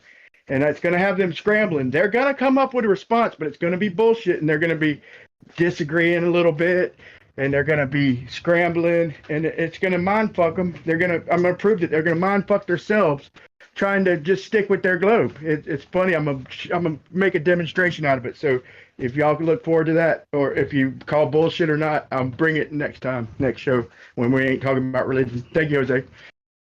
Thank you very much. My shirt today. Everything I know, I learned it on the street. And we got some Muppets in the house right here. It's not the Sesame Street, it's just a street. For those who missed the beginning of the show, you either take my word for this or you got to watch the beginning. When we were breaking down the way God created everything that we know today, in day one, God created the light.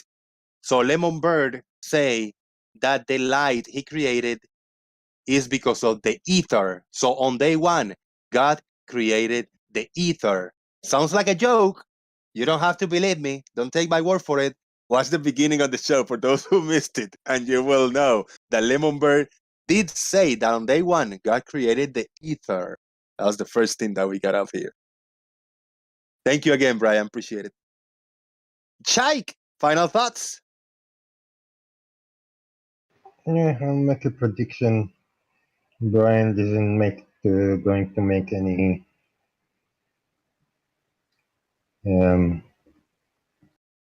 how would I say?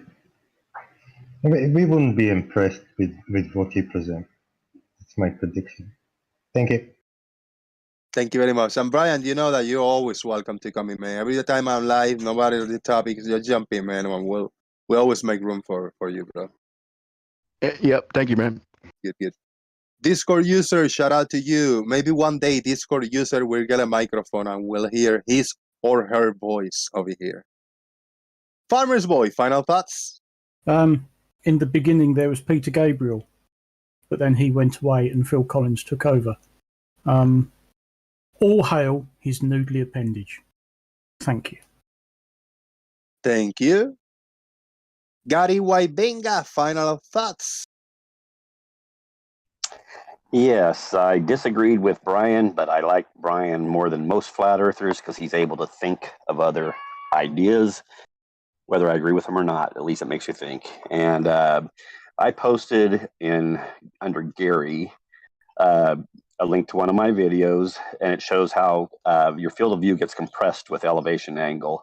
The lower you are, the more compressed your field of view is at center frame when you're looking towards the horizon.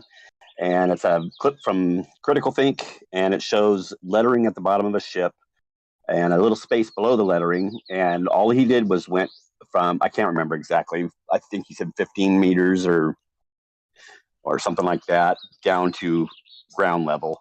And it literally compressed the letters into a much smaller space, and a little space below the letters and between the letters and the water, that little space got compressed, but you could still see it was there. You could still see the letters, but they were very compressed. All he did was change the elevation. He did nothing else, not closer, not further, nothing. Elevation limits your perspective compression at center frame. Yeah, they hate boats with letters on them. It shows the compression when that's supposed to be their curvature. They rarely show you boats with letters on them. Gary, good call. All right, we gotta get out of here. Here, Janus, final thoughts. Hey there. After Peter Gabriel left the band Genesis, they came back with 2 massive albums in '76, I think it was. That was a good era. I was 13. Genesis, the book, it doesn't say anything about Ether. That's a great show. I missed most of it. I'll be in the chat if you want to, if we want to argue the toss about stuff. I'll be in for a while. So thanks again, Jose. I appreciate your giving us an opportunity to discuss this stuff. Thank you. You got it. Yeah, of course. And everybody listening, if you guys are not part of the Discord server, join when the show is wrapped up on YouTube. Usually there's a bunch of people that stay here, sometimes for hours, and talking. It's offline, it's not recorded or anything. If anybody want to join, click on the Discord join, and you should be able to jump into the voice channel. Lubo in China, final thoughts.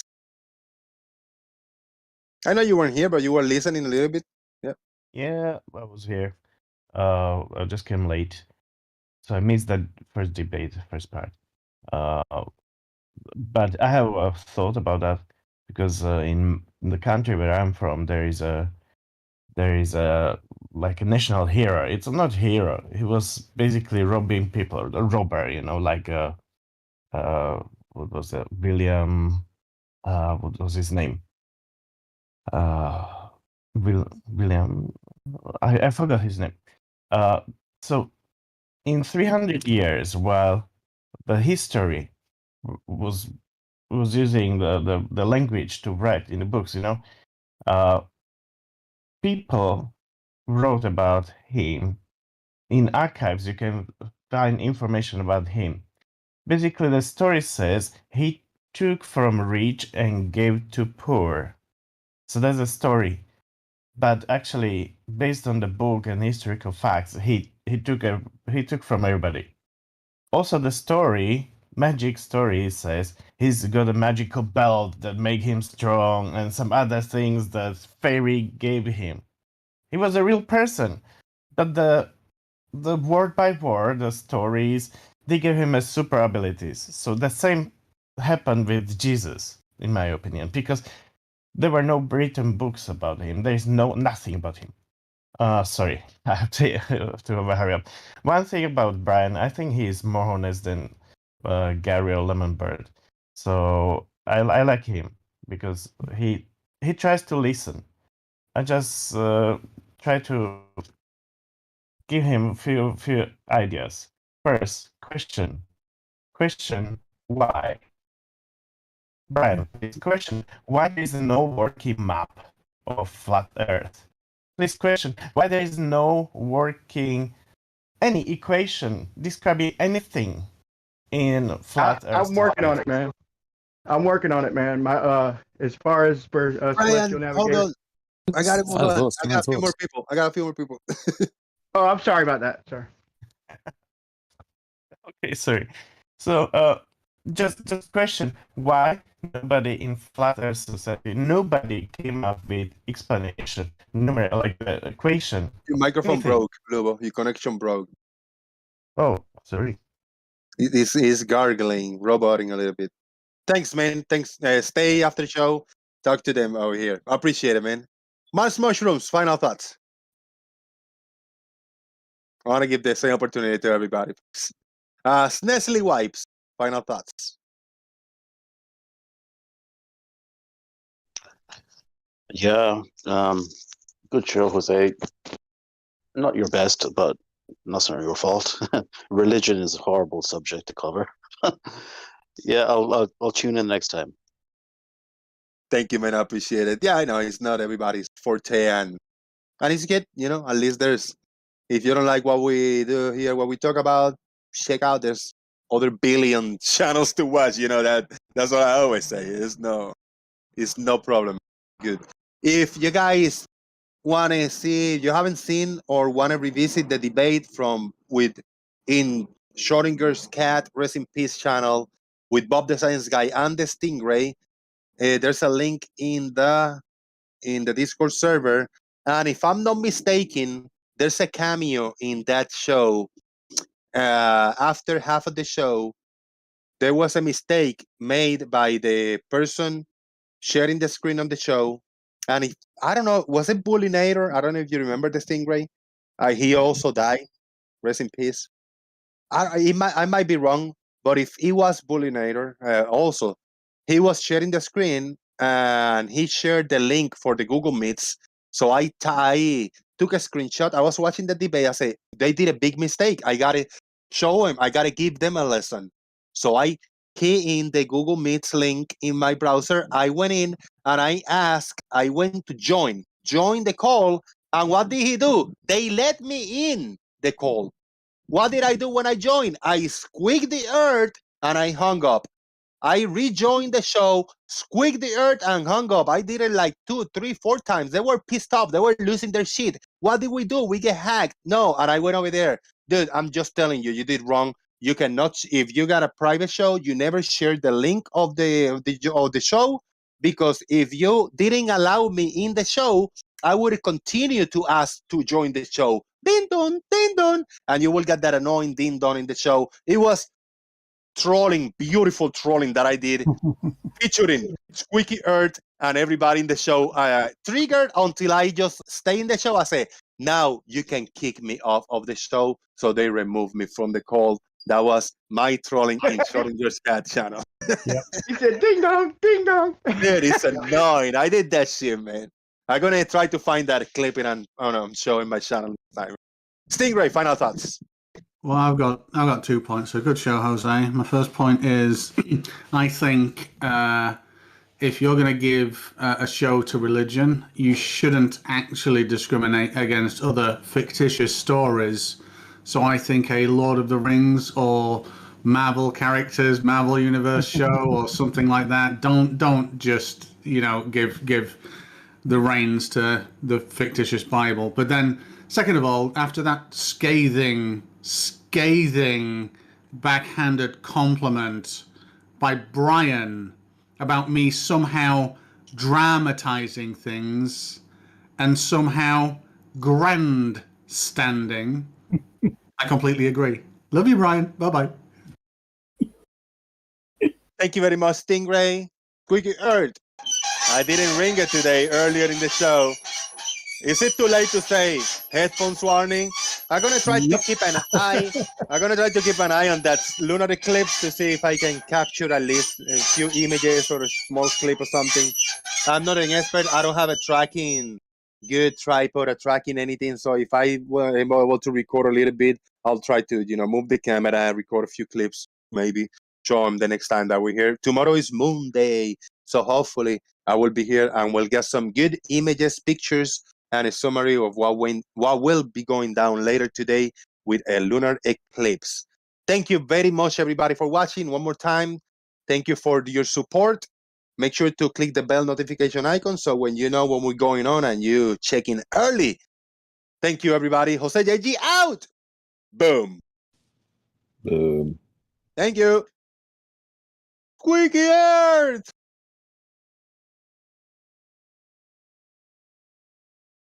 Was that Sorry.